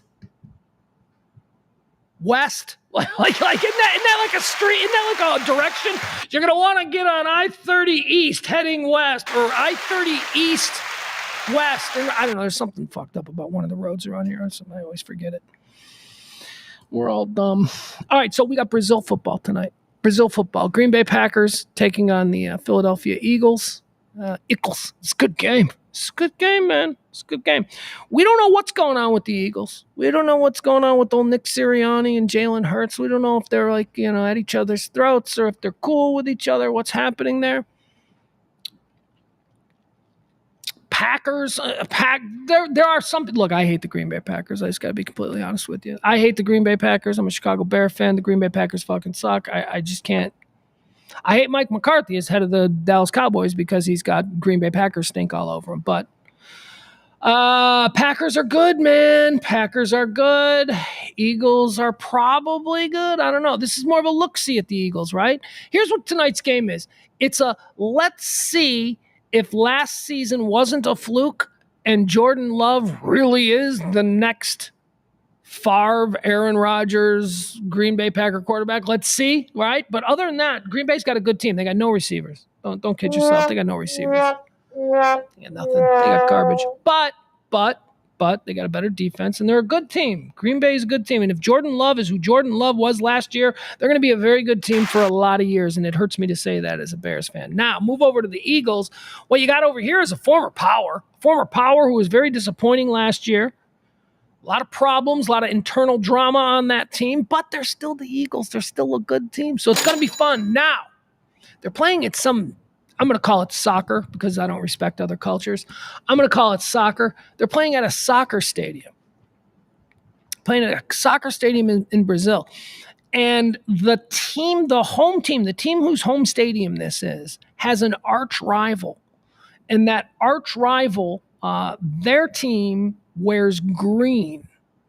So the color green is banned at this stadium. This is not a joke. You think I'm kidding? This is a story. This is an actual real story. I know it sounds crazy. Color green is banned at the stadium. Banned to the effect that 5 years ago, they tried to go with a black field. They wanted to paint the green grass black, and they did that for a season, but something happened. It didn't work, and they went back to a regular green field.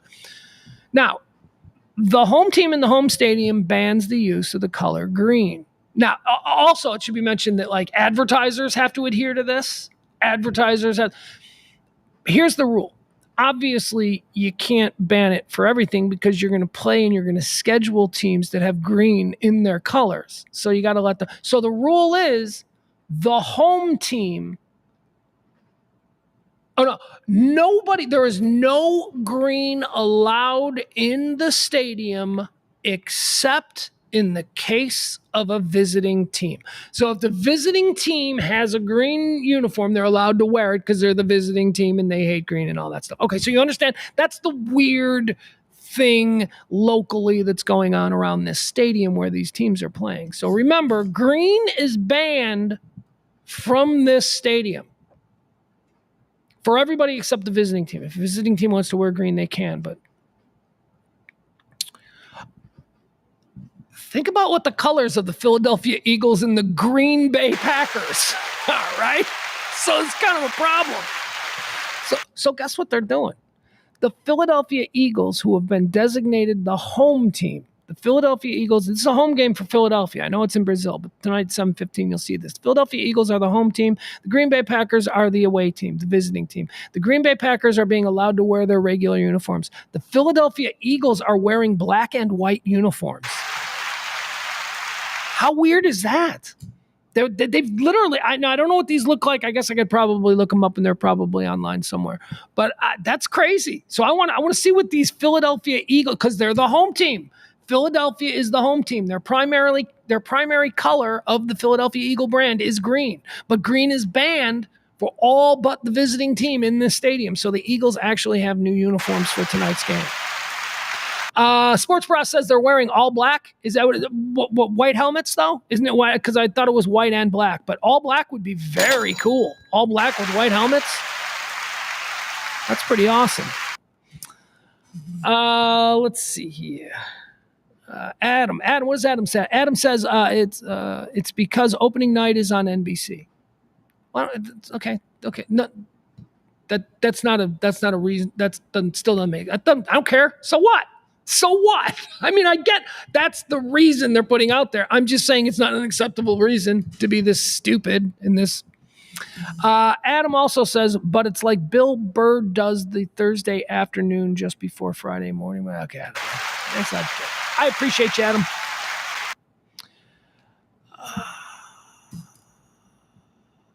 Sports Bras says it's their Color Rush uniform from last year, I believe. Oh, so they didn't actually just go and get new special one-off uniforms. So this will be a uniform that they've worn in the past, but it just has no green in it. All right, interesting. Seem to be bending over backwards for these Brazilians. Although, that's all right. That's all right. The ugly American just showing up. Who fucking cares? I'm wearing green. Yeah. All right, let's see how I gotta do something here. Here's an interesting story. Dennis Quaid. You guys know who Dennis Quaid is? Dennis Quaid is not the other one. The crazy one is Randy Quaid. That dude's nuts. That dude's like wanted in 2 countries. You remember he was on the run, Canada and America, because what he would do is he would stay at a hotel or a bed and breakfast, and he'd stay there for like a week, and then he'd sneak out. That's right. Eddie from the Vacation movies, out there living his best life, just like Eddie from the Vacation movies.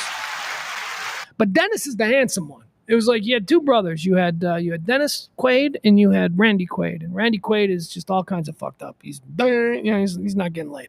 Dennis is like the all-American handsome. Dennis Quaid had Meg Ryan for a whole long time. Dennis Quaid and Meg Ryan, they made Jack Quaid. You guys like Jack Quaid? I like Jack Quaid. I think Jack Quaid's a big star. I think Jack Quaid is going to be a big movie star. There's something so likable about him. Jack Quaid has that inherent thing that, man, it's like a Jimmy Stewart thing. It's like a Tom Hanks thing. It's who else? Paul Rudd has it to some degree. Paul Rudd, definitely. He's got that thing. He's likable. I guess handsome enough that chicks would do him, but like guys don't feel threatened by him because he doesn't look like a dude who could score chicks, but he probably can. You know those dudes? I hate those dudes. I hate dudes that you're like, how did he get her? So he can score chicks. How can he score chicks? He's got giant buck teeth and bad hair. Anyway, Jack Quaid is great. He's the son of Meg Ryan and Dennis Quaid. Jack Quaid is the star of The Boys on Amazon. He plays Huey on The Boys. Anyway, Dennis Quaid sat down with Chris Wallace. Chris Wallace, who does CNN. Well, Chris Wallace is the guy who left Fox News and then, left Fox News, this big high-paying gig, to go and be a part of this new CNN streaming service that lasted all of 2 weeks. And then they didn't know what to do with Chris Wallace. They're like, we've got this like big gun, because Chris Wallace is a big gun, high ticket item in the world of television journalism. They're like, we got this guy, we don't know what to do with him. So they stash him places, and now they got him doing celebrity interviews. Anyway, he had a celebrity interview. He did an interview with Dennis Quaid, Chris Wallace and Dennis Quaid for CNN. And they got into an interesting subject. And it was concerning the relationship between Dennis Quaid and Meg Ryan. I guess they're divorced now. I didn't even know they were divorced, but they're divorced now. Listen to this conversation. I thought this was kind of interesting, and I want to chop it up on this whole subject. Here it is: Chris Wallace asking Dennis Quaid about his relationship with Meg Ryan, who I guess they're now divorced. You were famously married to Meg Ryan for a decade, and you guys were billed as one of Hollywood's golden couples. And I wonder, did all of that attention put strain on the marriage? And in addition, to be brutally honest, how about the fact that she was at that particular point more famous than you were? How about that? When I met Meg, I was here as far as career thing, and she was here, and then it just went like that. And which, I tried to be a big person and told myself that didn't bother me. But people are human, and she was ascending as I went into rehab. And Meg is really such a great, sweet person, and really talented, and deserved all her success. But I don't regret anything about my marriage to Meg, and we got Jack Quaid out of it, who is really going on to maybe, I think, eclipse both of us. Let's hope so. That's all you can wish for as a parent. Your kids do better than you. All right. Well, there you go. Okay. So that was Dennis Quaid answering the question. And I love, Chris Wallace. That was pretty cool the way he phrased that question there. He basically said to him, he's like, hold on, sorry. He's basically like, so you got married to Meg Ryan and she became a way bigger star than you, loser. Like that was kind of, and he handled it great. But I want to talk more about that reaction because he admitted, he said, yes, when we began as a couple, I was here in my career and she was here. And then as we were together, she surpassed me and she went up here and she did. Meg Ryan became one of the most bankable female actresses in Hollywood in the 1990s. And he admitted there that it bothered him, that he was upset, that it was kind of a difficult thing for him to, and I'm watching him say that, and I'm like, yeah, okay, I know a lot of dudes who would be like that. I don't think I would be like that. I honestly don't, and I truly believe it's because I was raised by a single mom. I think because I was raised by a female who could do absolutely everything and who I relied on for absolutely everything and still do to a great extent, I didn't grow up with this idea that the man has to be the big breadwinner. I mean, I was married twice. They were, well, one was just starting her career, but I had an incredibly successful wife in my first marriage. And I thought it was awesome. Like, I thought it was so cool. And I wonder if that is the difference. I wonder if I was raised by a father who instilled maybe a different worldview, I might be like Dennis Quaid and answer that question to, I don't want my woman making more money than me. Or I guess that's the old way to phrase it, right? Would you have a problem if your woman made more than you? Well, first of all, if you're referring to him as woman, then yeah, probably you're going to have a problem with her making more. I just don't have a problem with that. I never have. I don't see it as competition. I see it as, who could have a problem? Well, is it a masculine thing? Is it an ego thing? What is it? I am a man and therefore I must make more. Fuck no. If something good happens to the chick you're in a relationship with and all of a sudden she's crushing it, man, I don't understand why that's a bad thing for you. Enjoy the ride, my guy. I mean, well, that's why you're not an alpha. Well, I guess I'm not. I guess I'm not an alpha. Adam says nothing to do with power dynamics of male-female. It's about stardom and fame and ego. All stuff actors have to have. Yeah. Frank says Chris Wallace is a Nepo baby. Well, I would say he is a Nepo baby in the very... Frank, I don't know how familiar you are with old Mike Wallace, but Mike Wallace wasn't what you'd call a present father, okay? Mike Wallace, there was like 17 years where Mike Wallace and Chris Wallace never even knew each other. So there's a really great Mike Wallace documentary out there. So Nepo baby, yes, Chris Wallace is the son of Mike Wallace, but I don't know that it was like Mike Wallace kicking down doors for his kid, because Mike Wallace was kind of a piece of shit. Mike Wallace as a family man, as a father, all that, he was kind of a piece of shit. And I'm pretty sure Chris Wallace has talked about that. I know that Mike Wallace did. Mike Wallace also, and again, this is the other thing about Mike Wallace, severely crippled at many occasions on his life by intense depression. Mike Wallace is one of the first people that I remember talking about depression, like back in the 80s, talking about how he attempted suicide numerous times. Mike Wallace, the top guy of 60 Minutes, would go home and like lock himself in his bathroom with a revolver for hours, and just trying to get up the courage to do. I mean, that's a really sick and insidious thing. So he was dealing with a lot, but he certainly wasn't a present father. He wasn't a good father. I don't think his parents were even, I think they were divorced. And, Chris Wallace kind of grew up. Anyway, it's a sad story. I remember hearing it and thinking, boy, that's really sad. That's because I would have always sort of dismissed Chris Wallace as well as being, I'm sure his dad just got it. But no, Chris Wallace seems to have taken a different path. He didn't work at CBS. He didn't come up under Don Hewitt, who was the executive that basically created 60 Minutes. So I don't know. What else do we have here to talk about? Oh, we got some fun video. This is coming to us out of Arkansas. Did you guys see this? This is the Saline County GOP annual meeting. They get together and they have their big meeting. And apparently the Saline County GOP, they got some people in there that they don't like each other. And we got some cool video. Did you see it? It's going around. I don't know if you guys have seen it, but we'll watch it. I don't have any context for you. We have no idea what they were arguing about. I can tell you that. Actually, I do have a little bit of context for you. Okay, so here's what happened.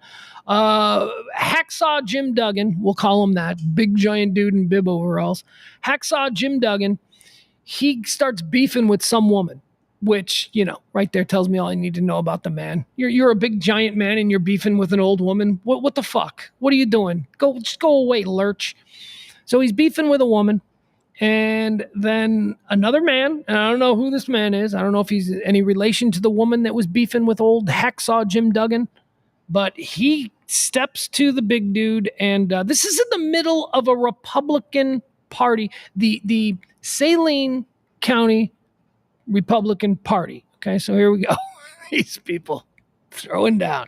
Oh, there he is. Yeah, that's big old Hacksaw Jim Duggan. Look at him right there. All right, here we go. Do not threaten her. She got All right, so now you see Pinky Tuscadero here. Okay, Pinky's stepping now to Big Jim Duggan, right? Pinky's like, what are you talking to her like that for? And now Big Jim, and this is a thing. I've got friends who are very large, and you probably do as well. Hell, you might yourself be very large. You get into, especially if you never really leave your neighborhood. Let's frame it in those terms. So if you're like a really big badass dude and you never leave your neighborhood, you probably don't fight much. People are always like, oh, here comes the big dude. Hey, big dude, what's happening? You've got that sort of respect. It has long been my contention that the biggest dudes like this guy, Big Jim Duggan, he has no fucking clue how to fight. You know why? Because nobody's ever punched him in the face before. Nobody. Big giant dudes rarely get punched on. Why? Because who would punch a big giant dude? Anyway, Pinky Tuscadero here, he shows up. He's riding. He's white knighting. He's some chick, some woman, I don't even know if he knows her. She's getting, jawed at by Big Jim Duggan. And so now Pinky Tuscadero, he's showing up and he's gonna tell Big Jim a thing or two. She got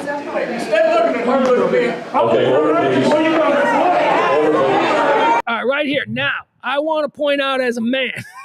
All right, as a man, Big Jim in the bib overalls, he's got to be looking at Pinky here. Pinky, that is a fighter stance.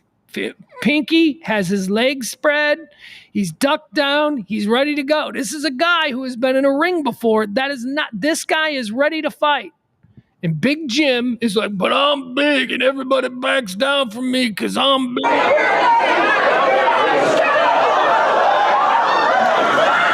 That's a shame. Did you see that? See? Now let's break it down here because Big Jim walks to him. You know what that's known as? You'll see it right there in the police report. Menacing.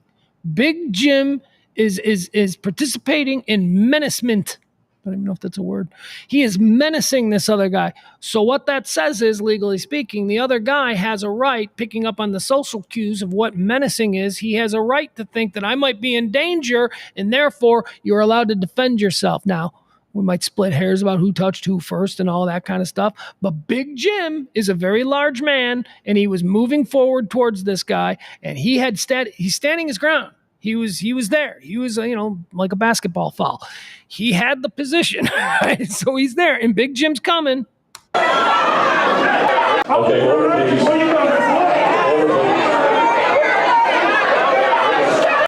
Oh, and just look at how this tub of goo crumbles. This big man has never been punched before. Nobody has ever stepped to him like that. Right now, he's in trouble. I'm telling you right now, this dude in the pink, he's ready to throw, and Big Jim better be... Boom!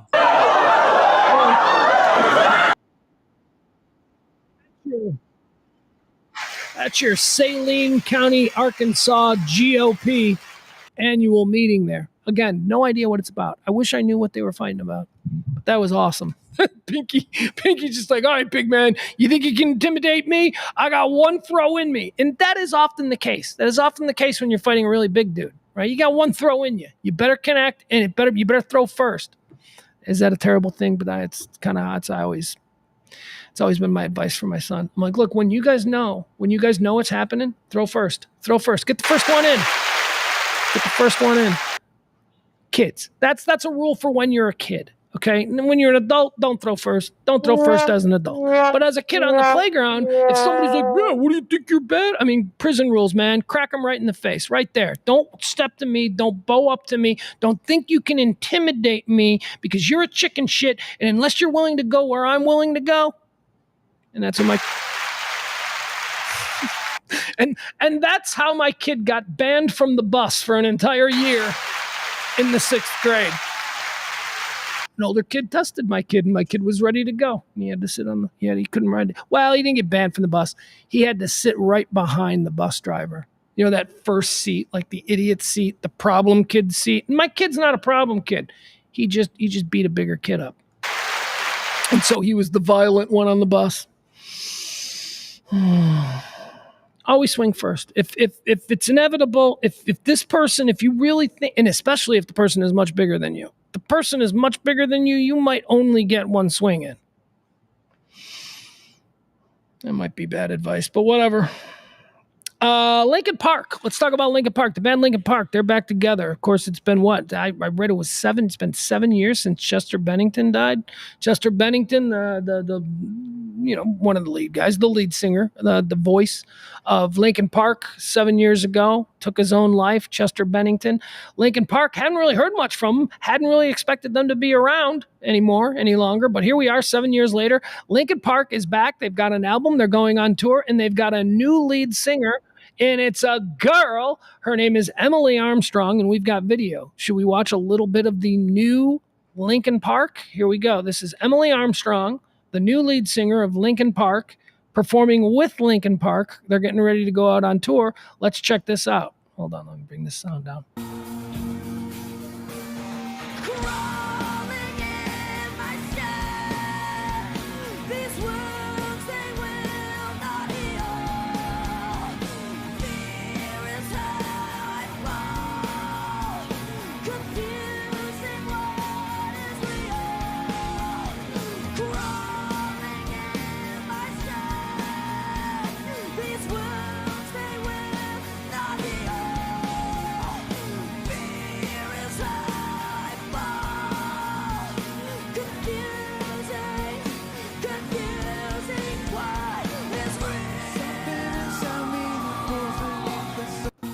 All right, there you go. That's the new Linkin Park.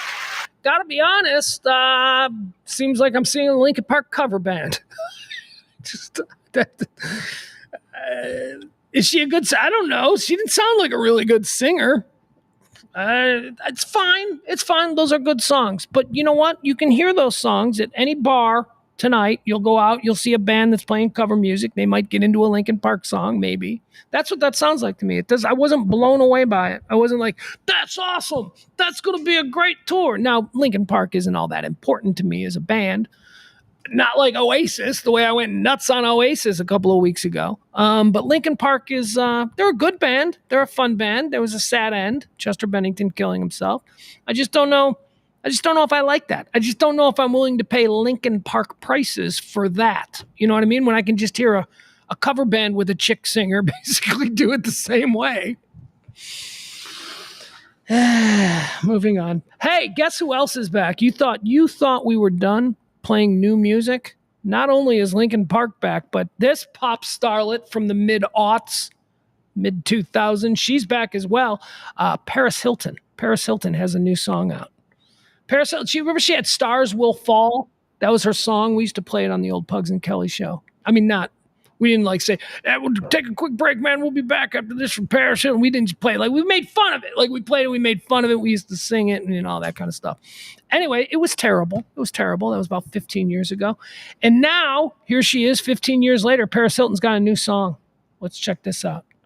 Honestly, the only thing I'm concerned about with Paris Hilton is she still hot? Is she still hot? Because she was really hot. She's undeniable. It doesn't matter how like irritating you find Paris Hilton. She's an attractive woman. Hell, her mom. Have you ever seen her mom? Her mom is real attractive. Welcome to the Bad Bitch Academy.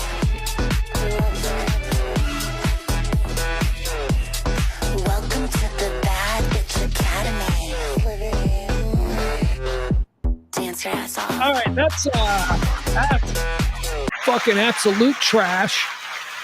That is like the worst thing I ever heard. Welcome to the Bad Bitch Academy. She's.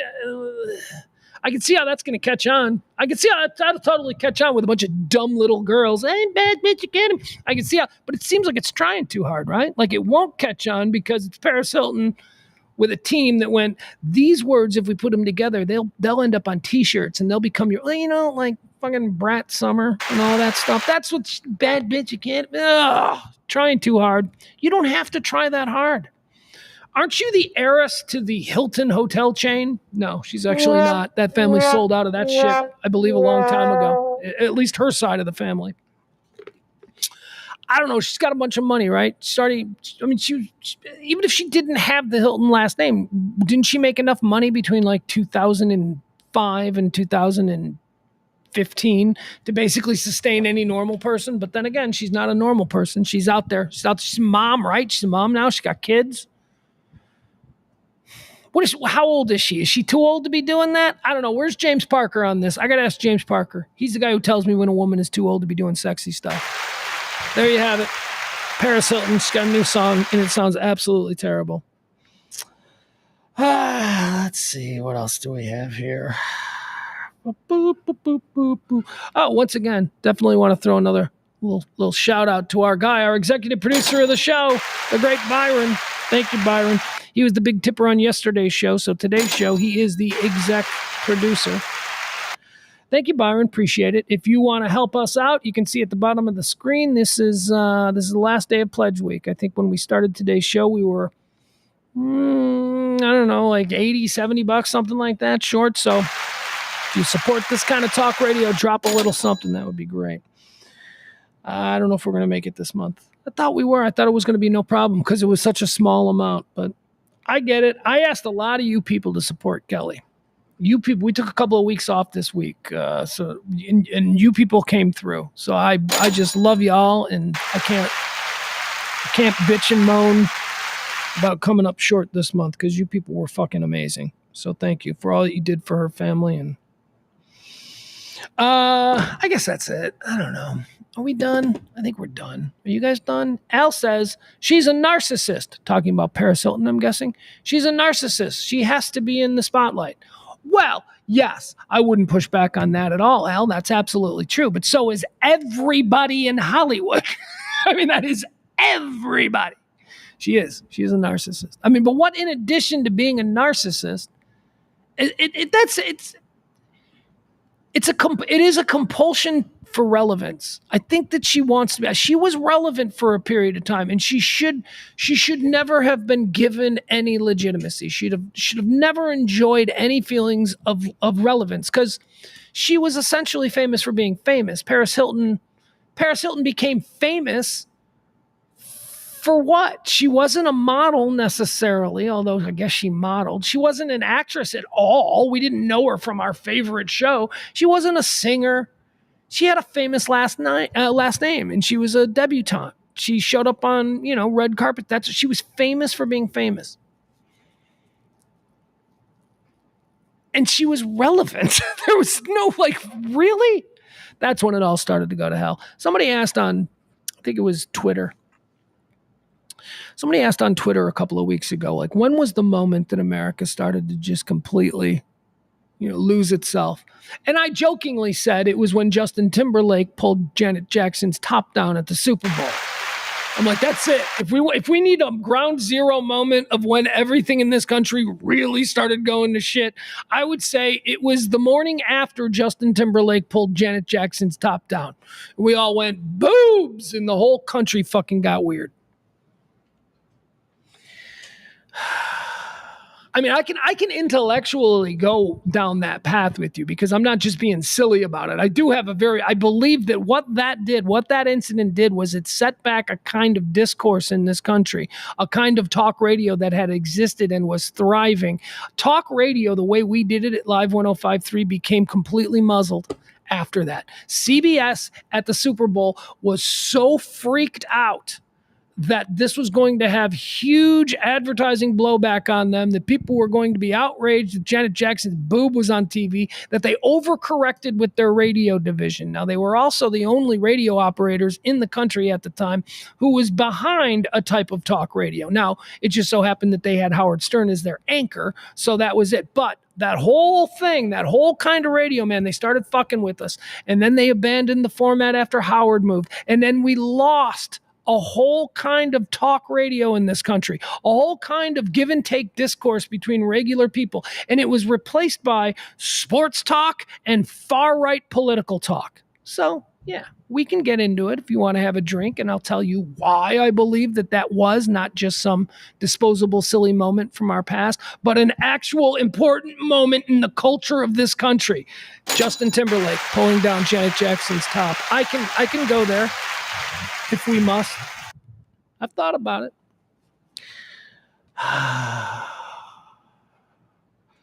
Sports Bra says she was famous from a BJ. Nah, that came after. The sex tape came out. She was already well known. Like she was like the first celebrity sex tape, but she had to have been a celebrity first, right? It wasn't. Otherwise, it's just porn. It's just some blonde unknown chick. She was already known. What she was known for, though. Did the reality show come first? Where her and Lionel Richie's daughter went and lived on a farm and made fun of Hicks for like an hour every week? Remember that show? That was it? We're just going to go and make fun of people. Okay. Big Hollywood. You have to go hang out with like regular people. That's a show. That was a show. They were like, yeah, it's a show. They're important, and we're going to go make them live with like regular losers. And it's a show. I never saw it. What was that called? The Farm Life? What was it? The Rich Life? What was that show called? I don't care. It doesn't matter. All right, guys, that's going to do it for the weekend. Big football weekend. Who are the Cowboys playing? Who are the Cowboys playing? Why do I not know who the Cowboys are playing? Well, because I've been completely focused on the Tennessee Titans. I've spent the last 48 hours breaking down every flaw that the Tennessee Titans have. And you know what? I think they've got a few. I think they've got a whole bunch. My Chicago Bears are taking on the Tennessee Titans on Sunday, so I'm very, very interested in a young offensive line. Peter Skoranek looks really good. I'm not sold on Will Levis, never have been. And I got to be honest, after seeing Derrick Henry last night, I think Tennessee's going to miss him. There you go. That's my breakdown of the Bears game. Who are the Cowboys playing? Cleveland Browns. Thank you, Chuckles. Cleveland Browns. What do they got? They got Deshaun Watson. They got a defense. They got a pass rush. It's going to be a Cowboys win. All right, let's just go with a Cowboys win. How about tonight? Ooh, tonight. This is an interesting one because my boy and I are going to watch this tonight. Now check this out. So tonight is the Brazil game. It's on at 7:15 our time. By the way, did you know that Brazil's only 2 hours ahead of us? Brazil, I think Brazil is like California. It's like they're on the same time zone as California. Anyway, they should have a team. If this takes off, if they're on the same time zone, you can make that work. So tonight's game is between the Green Bay Packers and the Philadelphia Eagles. Now, me and my 15-year-old son, my favorite team in the entire world is the Chicago Bears. They are the team of my youth. My second favorite team are the Dallas Cowboys. My 15-year-old son, his favorite team in the entire world are the Dallas Cowboys because they're the team of his youth. But his second favorite team is my Chicago Bears. Both both of the game tonight is between both the Chicago Bears and the Dallas Cowboys' greatest rivals, is my point. So, like, I would absolutely watch this game. I want the Eagles to win, right? Okay, because I'm a Bears fan and I hate the fucking Packers and I need them to start the season out with a loss. So as a Bears fan, as a primary Bears fan, I will be rooting for the Philadelphia Eagles. But I know that is going to be a problem for my son, who doesn't want the Philadelphia Eagles to win tonight because he doesn't want them to start out with a win. It's going to be weird. I don't know how this is going to play out. One thing I do know is that my son absolutely hates the Green Bay Packers, which I do like. So he's going to have difficulty rooting for them anyway. He hates them. Brainwashing. It's been brainwashing since he was very small. So that's it. So that's what we're going to do tonight. Oh, wait, no, unless we go to the football game. We might go to an actual high school football game. We can do both. I'm Fun Dad on Fun Dad weekend. We can do both, maybe. As long as he promises to do nothing but lay around all day tomorrow watching college football. That's all I want. We can do snaps. We can go out and we can do snaps. And I'm sure there will be a run for fast food or something. But I just want to lay around tomorrow and watch a full Saturday of college football. And I mean full Saturday, which means the 9 o'clock ESPN2 game, the 9 p.m. University of Hawaii taking on Fresno State. Yeah, I'll even be watching that because I'm going to go college football crazy tomorrow. And then, of course, NFL football crazy after that. No, Al, you are awesome. Peter, enjoy your week. Peter says, enjoy your weekend with your son. Go Cowboys. Hee-haw. Damn right. You people all seem to be trying to get rid of me. I mean, I finished the show about 5 minutes ago, and I've just been talking, but you guys all seem to be trying to get rid of me. Sports Bras says that the Paris Hilton Nicole Richie show was called The Surreal Life, and I think he's right. How patronizing was that? I think he's right. No, he's right. He's right, but why did I say it that way? I just made a choice. I just made a very patronizing choice in the way that I phrased that? Froze? I almost said froze. I gotta go. Love you guys. Have a great weekend. Tip the show if you can. You're the best. See you Monday.